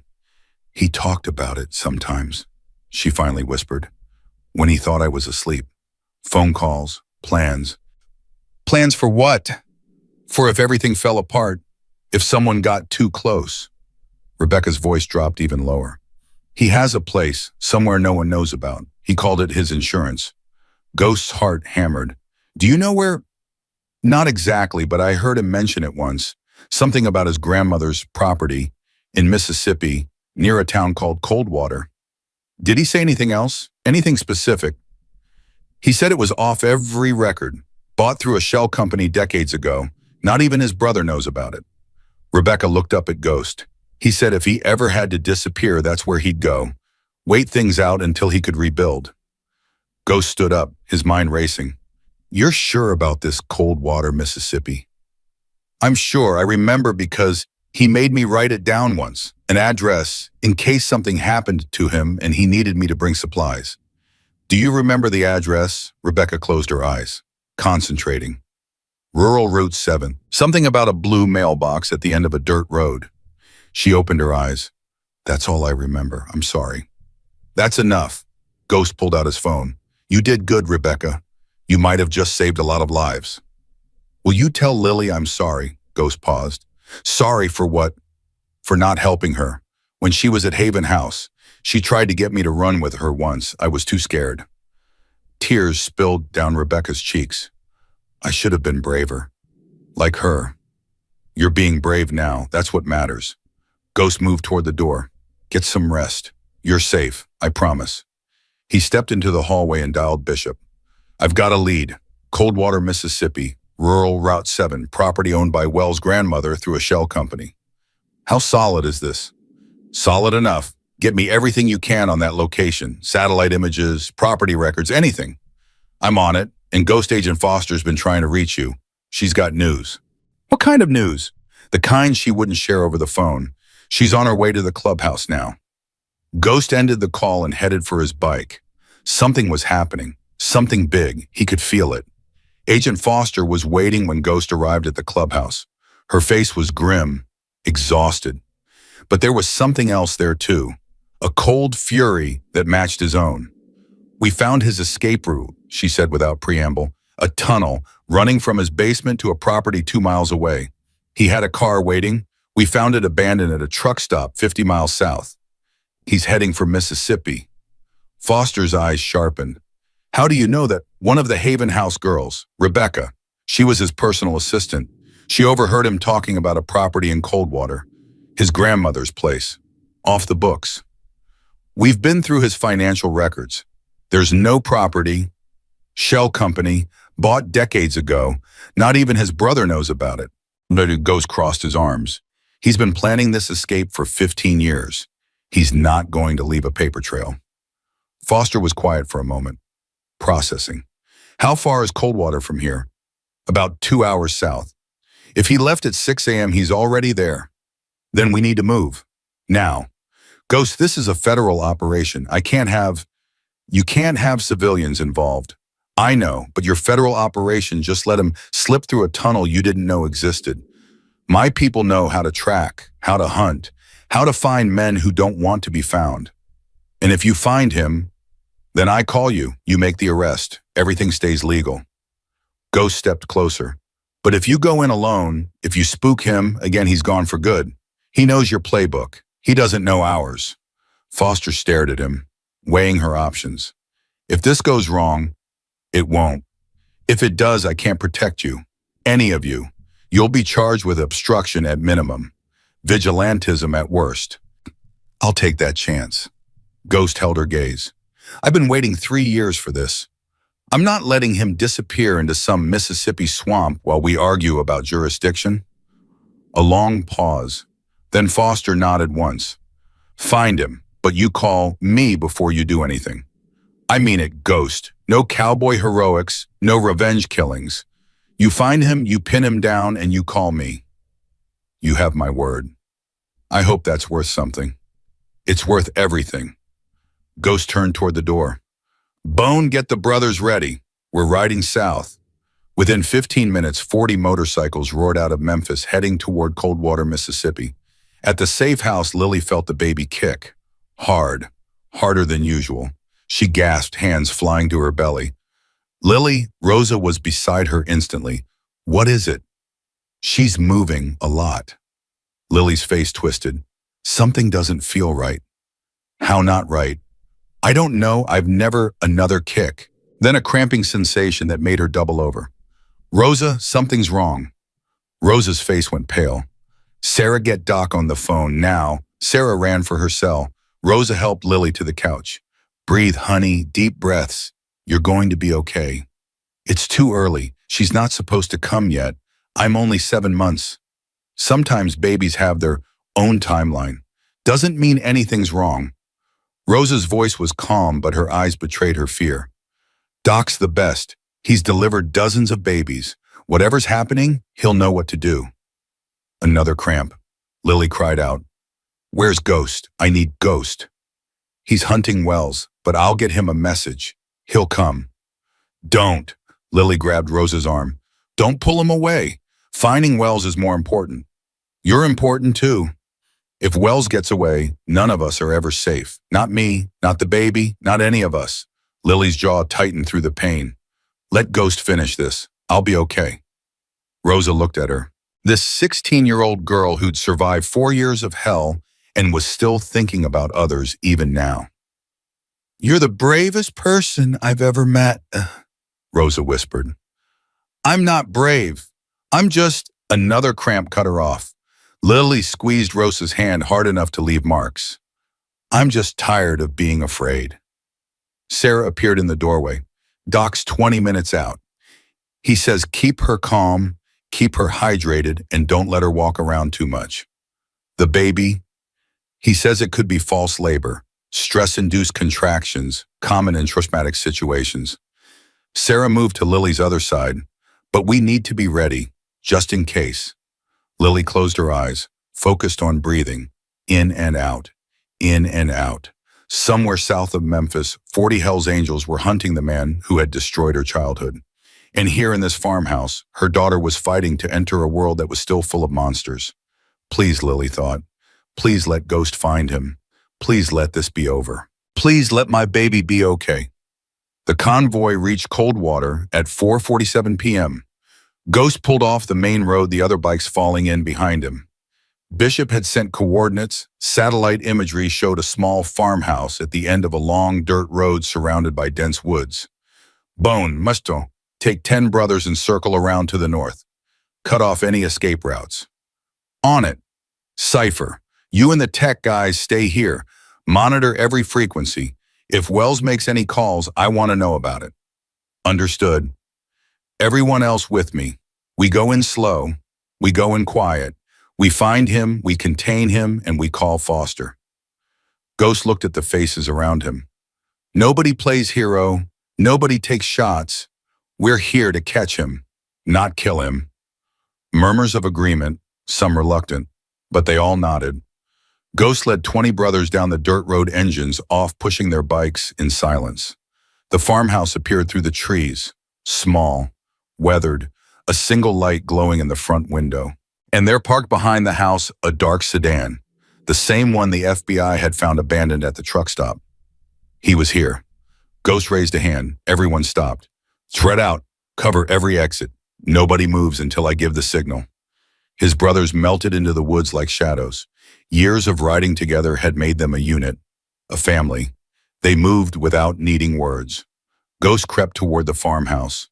Through the lit window, he could see movement inside. A figure pacing.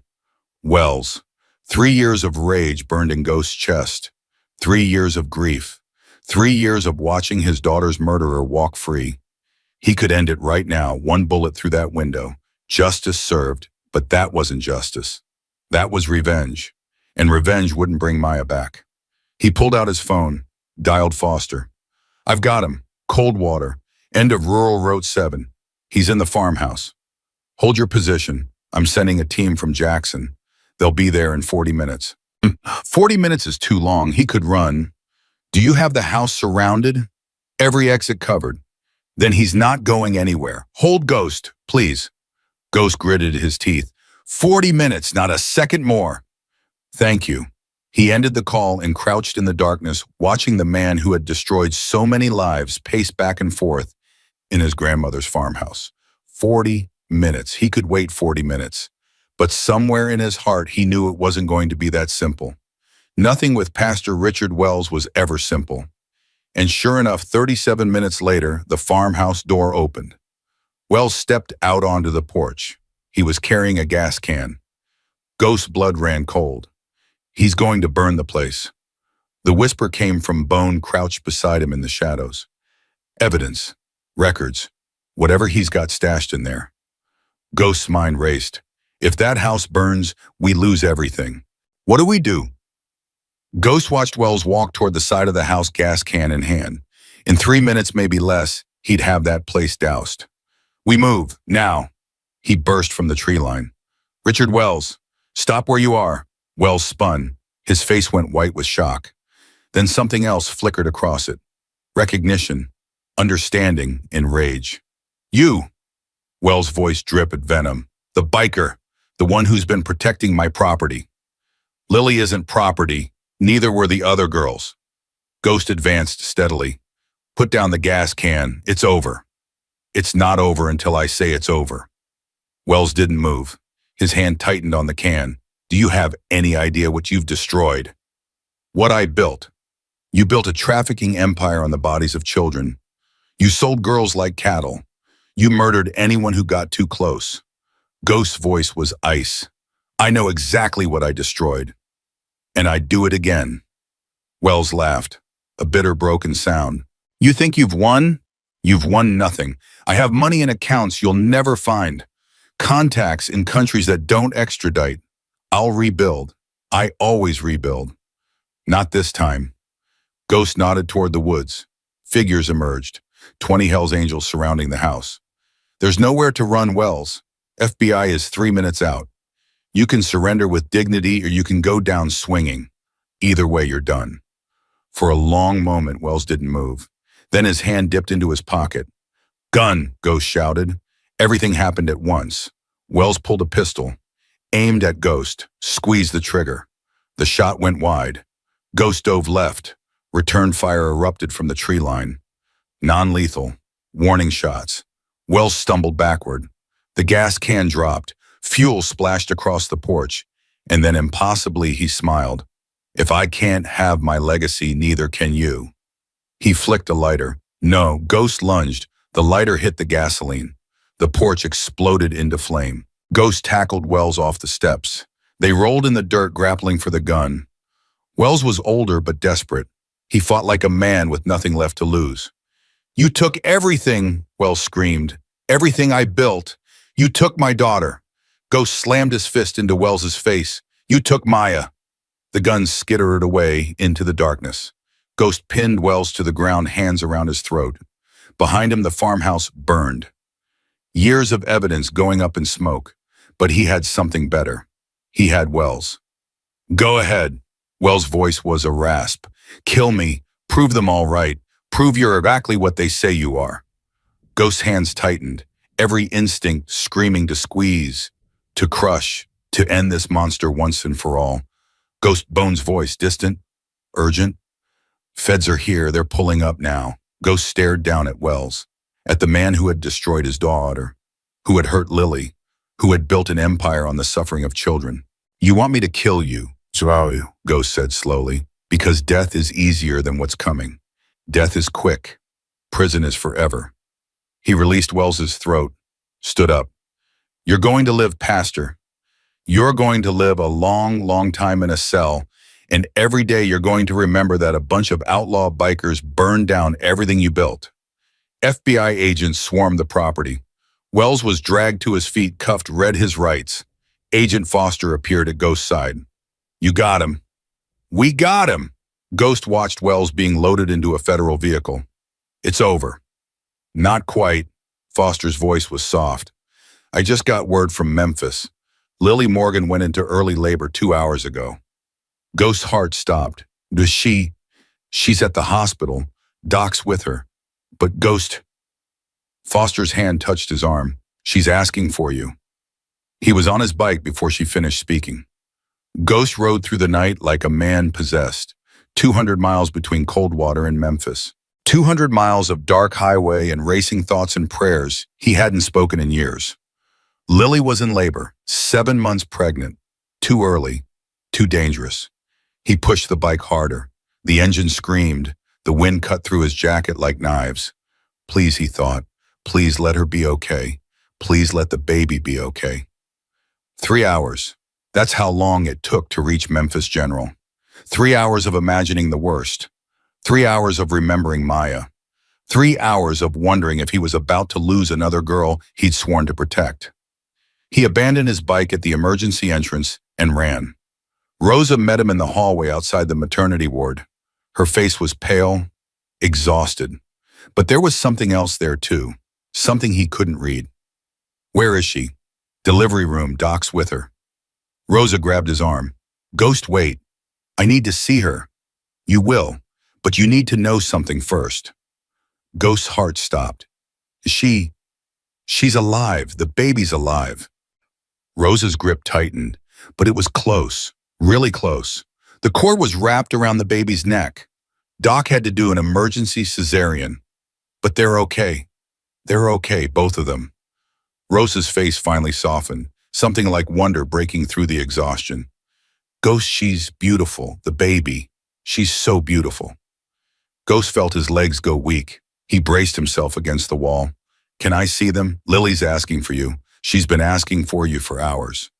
Rosa led him down the hallway. She was so brave, Ghost, through all of it. The pain, the fear, the complications. She kept saying she had to hold on. She had to meet her daughter. They stopped outside a door. Rosa squeezed his hand. Go. She needs you. Ghost pushed through the door. Lily lay in the hospital bed, pale and exhausted but alive. So alive. Her dark hair was plastered to her forehead with sweat. Her eyes were red from crying, but she was smiling. In her arms, wrapped in a pink blanket, was the smallest human being Ghost had ever seen. Ghost. Lily's voice was barely a whisper. You came. I came. He moved to her bedside, his eyes fixed on the tiny face peeking out from the blanket. Lily, she's perfect. I know. Lily looked down at her daughter, tears streaming down her face. She's perfect. Ghost sat in the chair beside her bed. His hands were shaking. The same hands that had pinned Pastor Wells to the ground hours ago were trembling at the sight of a newborn baby. Did they tell you about Wells? Rosa told me you got him. Lily looked up. It's really over. It's really over. He's in federal custody, no bail, no escape. He's never hurting anyone again. Lily closed her eyes. A sob escaped her. Then another. Ghost didn't know what to do.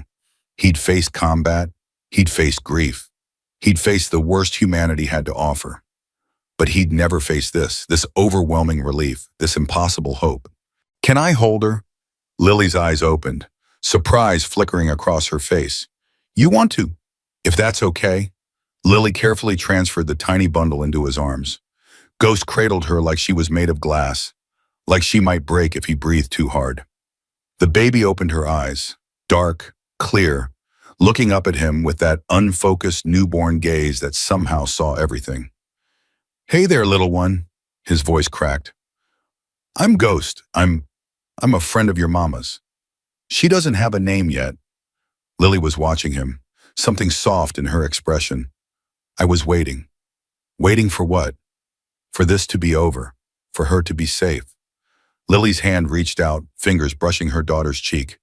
I didn't want to name her while we were still running. It felt like tempting fate. And now I can finally think about the future. Lily's voice strengthened. I want to name her Grace, because that's what she is. A gift I didn't deserve. A second chance I never expected. Grace. Ghost looked down at the baby in his arms. That's perfect. Grace Maya Morgan. Ghost breath caught. Maya. After your daughter, after the reason you saved us. Lily's eyes filled with tears again. If it weren't for Maya, you wouldn't have been looking. You wouldn't have found me. You wouldn't have brought down Wells. She reached over and touched Ghost's arm. I want Grace to carry her name, to remember her, to honor what she meant. Ghost couldn't speak. The words lodged in his throat like stones. For 3 years, he'd carried Maya's death like a weight around his neck. For 3 years, he'd wondered if anything he did could ever make up for failing her. And now this girl, this 16-year-old survivor who'd been through hell, was giving his daughter's name to her child. Thank you. It came out broken. Rough. Lily, I don't know what to say.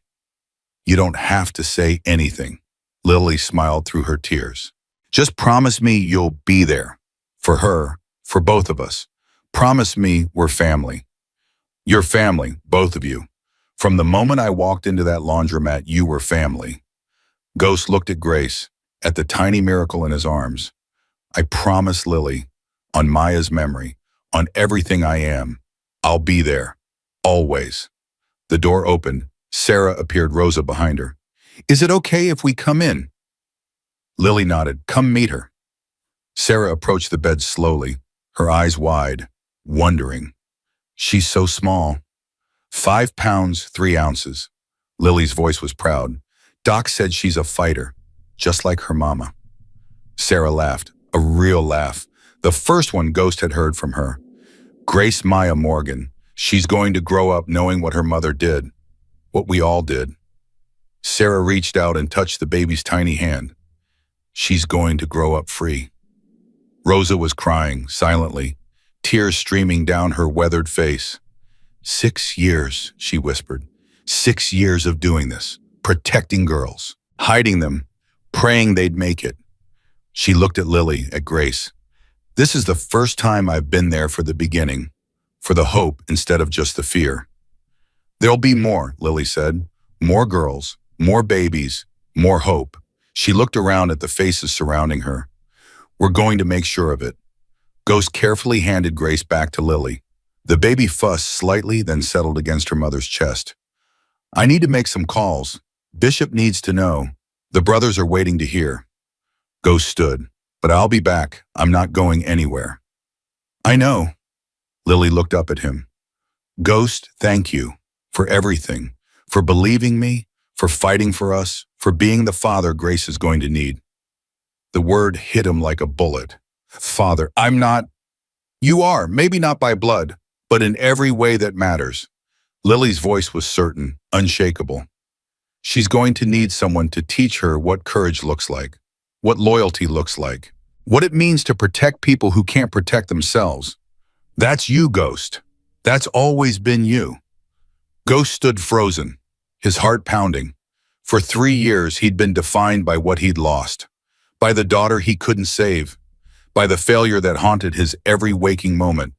And now, in this hospital room, he was being offered something he'd never expected. A second chance, a reason to hope, a family. I'll do my best, he said finally. I'll probably mess up. I'll probably make mistakes. But I swear to you, Lily, I'll never stop trying. I'll never stop fighting for her, for both of you. That's all anyone can ask. Lily smiled. Now go make your calls. Grace and I need to sleep. Ghost walked out of the room, his legs unsteady, his mind reeling. In the hallway, he pulled out his phone and dialed Bishop. She's okay, the baby's okay. A little girl, Grace Maya Morgan. Silence on the other end. Then Maya. Lily wanted to honor her, to remember why we do what we do. Ghost's voice broke. Bishop, she gave her daughter my daughter's name.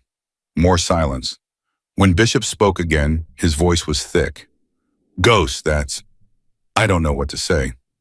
Neither do I, but it feels right.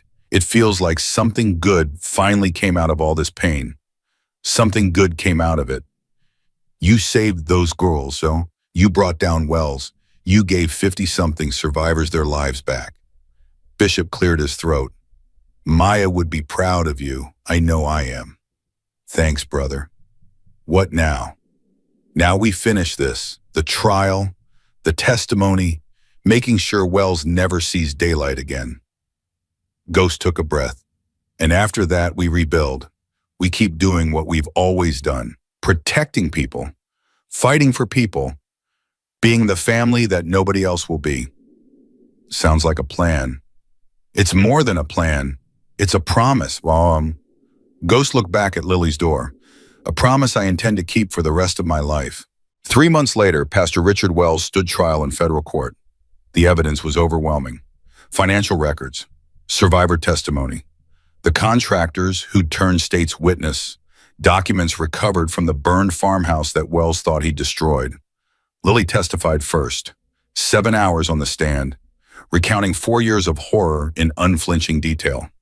The recruitments, the brandings, the sales, the buyers, the deaths. The defense attorney tried to discredit her, called her unstable, suggested she was lying for attention, implied she was manipulated by the Hells Angels.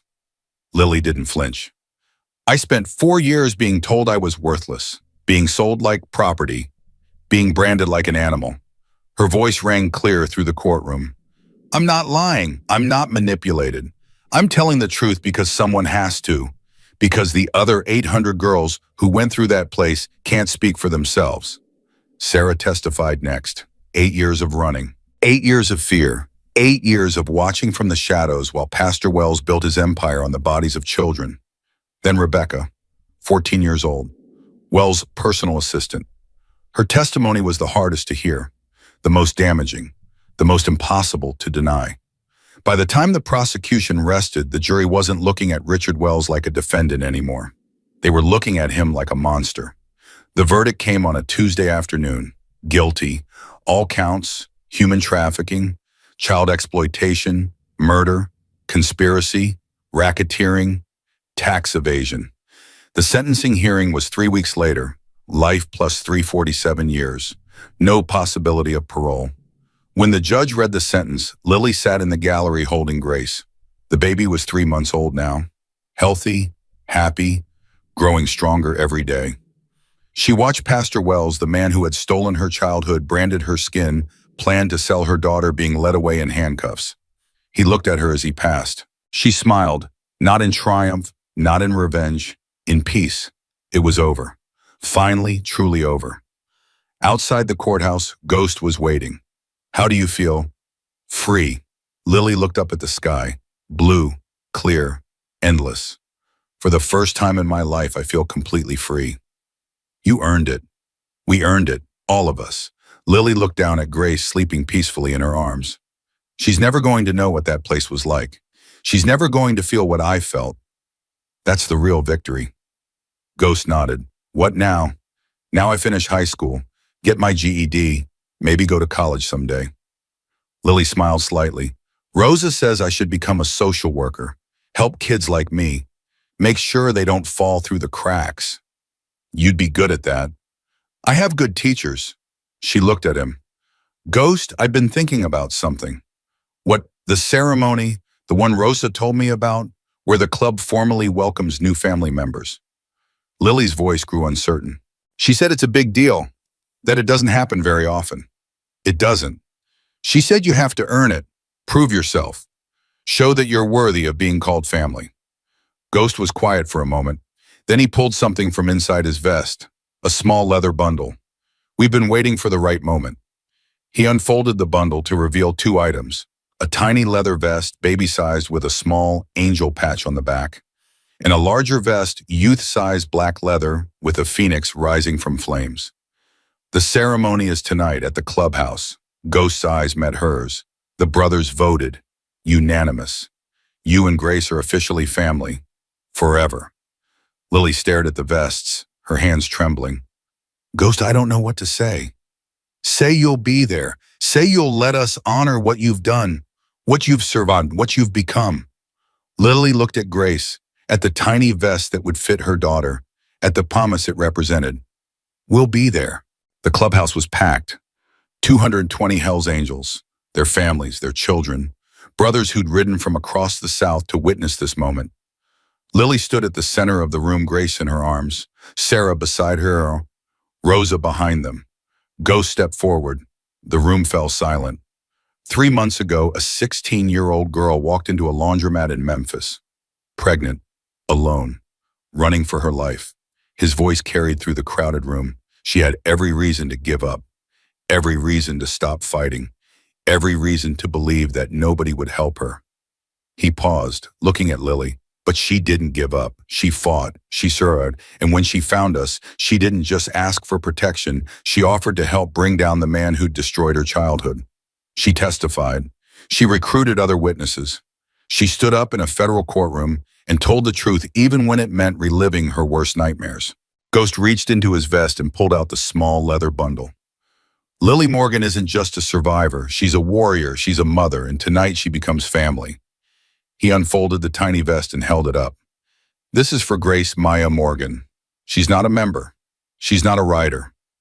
But this patch means something. It means that every brother in this room and every brother in every chapter across this country will protect her.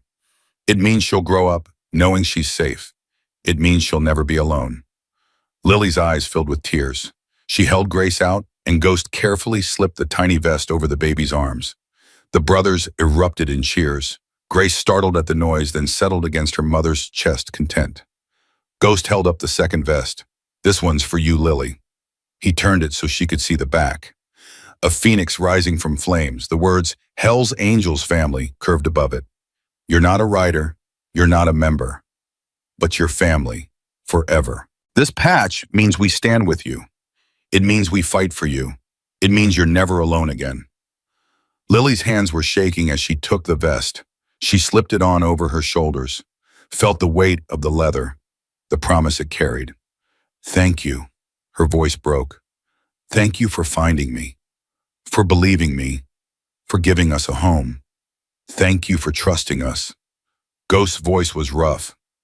Thank you for giving us a reason to keep fighting. The brothers surged forward. Hugs, handshakes.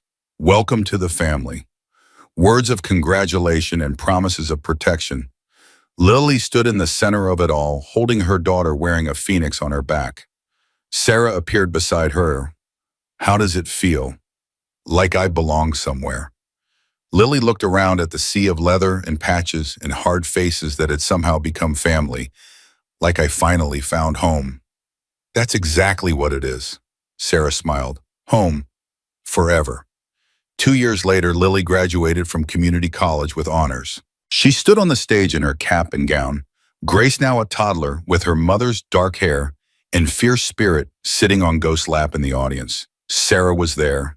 Rosa, Bishop, Marie, 50 Hells Angels who'd become uncles and aunts and grandparents to the little girl who'd been born in the middle of a war.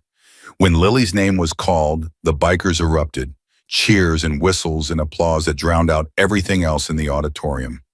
Lily walked across the stage, diploma in hand, and looked out at the crowd. Her family, not the one she was born into, not the one that had been stolen from her, but the one that had chosen her, fought for her, saved her. After the ceremony, Ghost found her in the parking lot. Proud of you, kid. I'm not a kid anymore, Lily smiled. I'm 20 years old. I'm a college graduate. I'm a mother. She looked down at Grace, who was running in circles around Ghost's legs. I'm a survivor. You're all of those things. Ghost picked him on Grace, who immediately grabbed for his beard. And you're just getting started. I got a job offer. Lily's voice grew serious. Oklahoma Coalition Against Domestic Violence and Sexual Assault. They want me to be a victim advocate. That's perfect. It's because of you, all of you. You showed me that it's possible to come back from the worst things, to use your pain to help other people. Lily's eyes glistened. I want to do that. I want to be the person I needed when I was 12 years old. The person who would have believed me, who would have fought for me. You already are that person. Ghost set Grace down. You've been that person since the night I found you.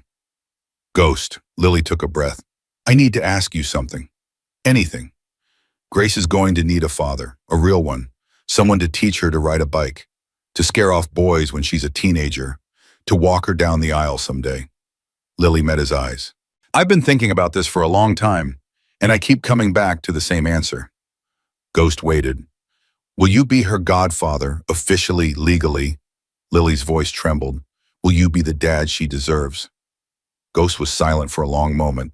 Grace tugged at his jeans. Papa. Ghost up. He looked down at her, this tiny human who called him Papa Ghost, who had his daughter's name, who had given him a reason to keep living when everything else had fallen apart. Yeah, his voice was rough, broken.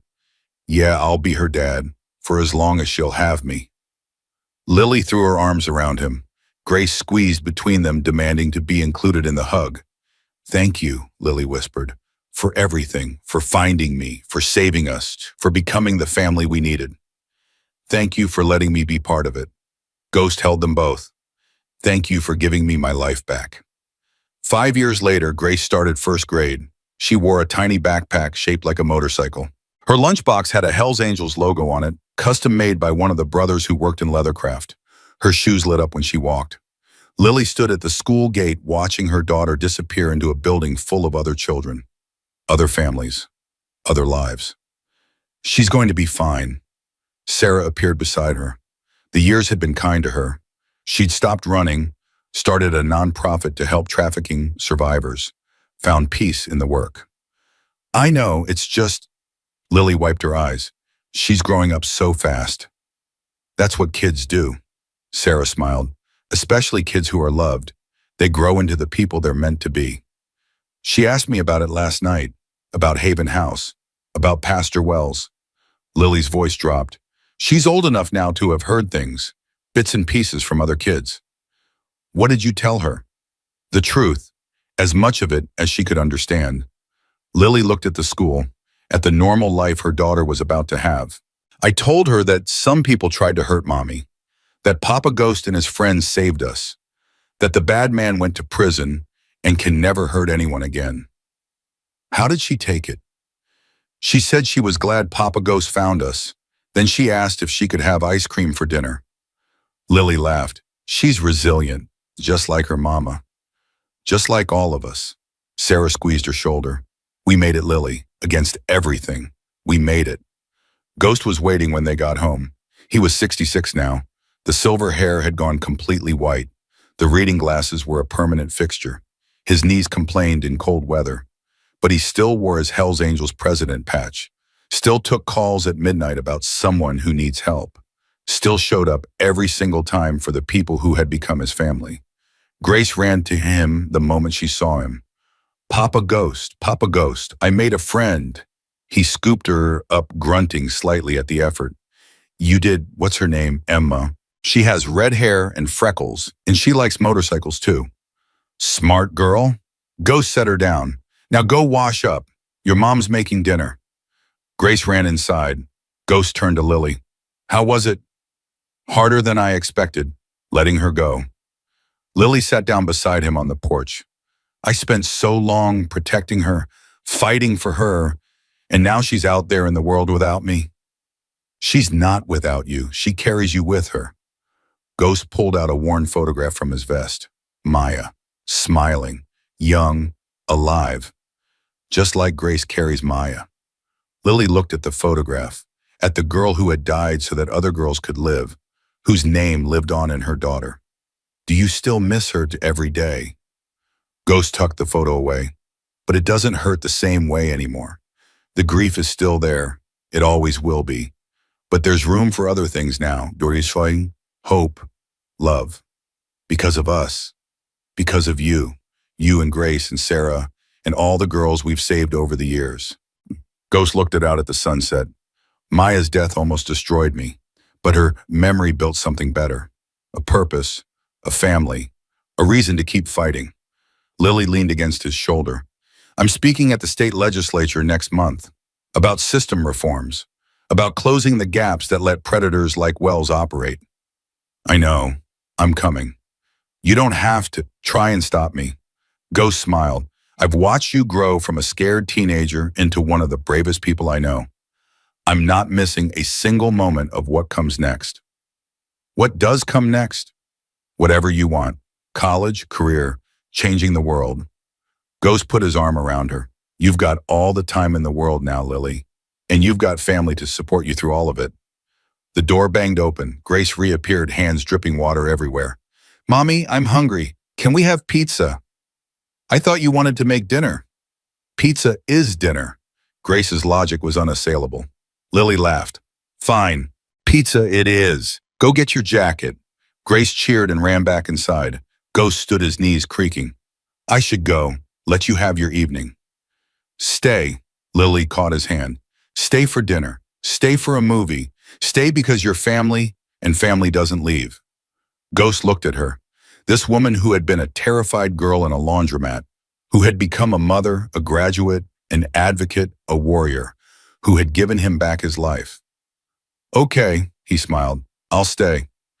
10 years later, Grace was 15. She stood before a room full of survivors at her mother's annual conference for trafficking victims. 100 women who had walked through darkness and found their way back to light. My name is Grace Maya Morgan. Her voice was strong, clear, unafraid. I'm named after a girl who didn't survive, a girl whose death inspired my grandfather to spend the rest of his life protecting others. I never met her, but I carry her with me every day.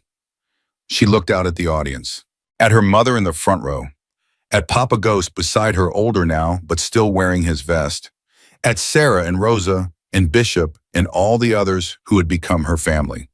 My mom survived Haven House. She survived things that would have broken most people. But she didn't just survive, she fought back. She testified. She helped bring down a monster. She dedicated her life to making sure other girls don't have to go through what she went through. Grace took a breath. I used to wonder why she told me the truth so young, why she didn't wait until I was older to explain what happened to her. But now I understand. She told me because the truth matters, because silence protects abusers, because the only way to end cycles of violence is to break them wide open. She looked at her mother, at the tears streaming down Lily's face. My mom taught me that family isn't blood. It's the people who show up. The people who fight for you when you can't fight for yourself. The people who see your worth when you can't see it yourself. Grace's voice cracked. She taught me that courage isn't the absence of fear, it's the decision to act anyway, to speak anyway, to live anyway. She straightened her shoulders. I don't know what my future holds. I don't know who I'll become or what I'll do, but I know this, I will never be silent. I will never look away. And I will never stop fighting for the people who need someone in their corner. She stepped back from the podium. The room erupted in applause. Lily was on her feet, tears streaming, heart bursting with a pride she couldn't contain. Ghost beside her old, now frail, but still standing, still present, still family. This was his legacy, not the patches or the club or the wars he'd fought. This, a girl named Grace who carried his daughter's memory. A woman named Lily who had turned her trauma into triumph. A family built not from blood but from choice, from love, from the simple radical act of showing up. After the conference, Ghost found a quiet corner. His breathing was labored now. The years had taken their toll. Lily appeared beside him. You okay? Better than okay? He looked at Grace across the room, surrounded by people wanting to shake her hand, thank her for her words. She's going to change the world, you know. She learned from the best. She learned from you. Ghost took Lily's hand. I just showed up. You did the hard part. We did it together. All of us. Lily squeezed his hand. That's what family means. Ghost was quiet for a moment. Maya would have loved her. I know, that's why I gave Grace her name. Lily sat down beside him. So that every time someone calls my daughter, they're also calling yours. So that Maya lives on. Forever. Ghost closed his eyes. Tears he'd held back for years finally falling. Thank you. His voice was barely a whisper. Thank you for giving me back my life. Thank you for saving mine. Lily leaned against him. Thank you for proving that the scariest looking people can be the gentlest. That outlaws can be heroes. That family is about who shows up, not who's supposed to. They sat together in silence. Old man and young woman. Father and daughter in all the ways that mattered. Outside, the sun was setting over Memphis. The same city where a terrified pregnant teenager had once hidden in a laundromat at 2:30 in the morning. The same city where 220 Hells Angels had converged to protect her. The same city where justice had finally been served. Grace appeared in front of them. Mommy, Papa Ghost, can we go home now? I'm tired. Lily smiled. Yeah, baby, we can go home. She helped Ghost to his feet, took her daughter's hand. Together, the three of them walked out into the fading light. Behind them, 100 survivors were finding their voices. Ahead of them, a future without fear. And around them, always the family that had been built from the ashes of tragedy. Blood doesn't make you family. Badges don't make you safe. And sometimes the people society fears the most are the very ones who will burn down empires to protect a single pregnant teenager. Lily Morgan knew this. Her daughter Grace would carry it forward. And somewhere watching over them all, Maya Harrison's memory lived on. Not in grief, in grace, in hope. In the simple, unshakable truth that some bonds are stronger than blood, some justice comes from outside the law, and some families are forged in fire. This was their story. This was their truth. And it would echo through generations, carried by every survivor who found the courage to speak, every protector who answered the call, and every child born into safety because someone somewhere decided to show up, to fight, to love, to become family. The patches on their backs said Hell's Angels, but their actions spelled something else entirely: salvation.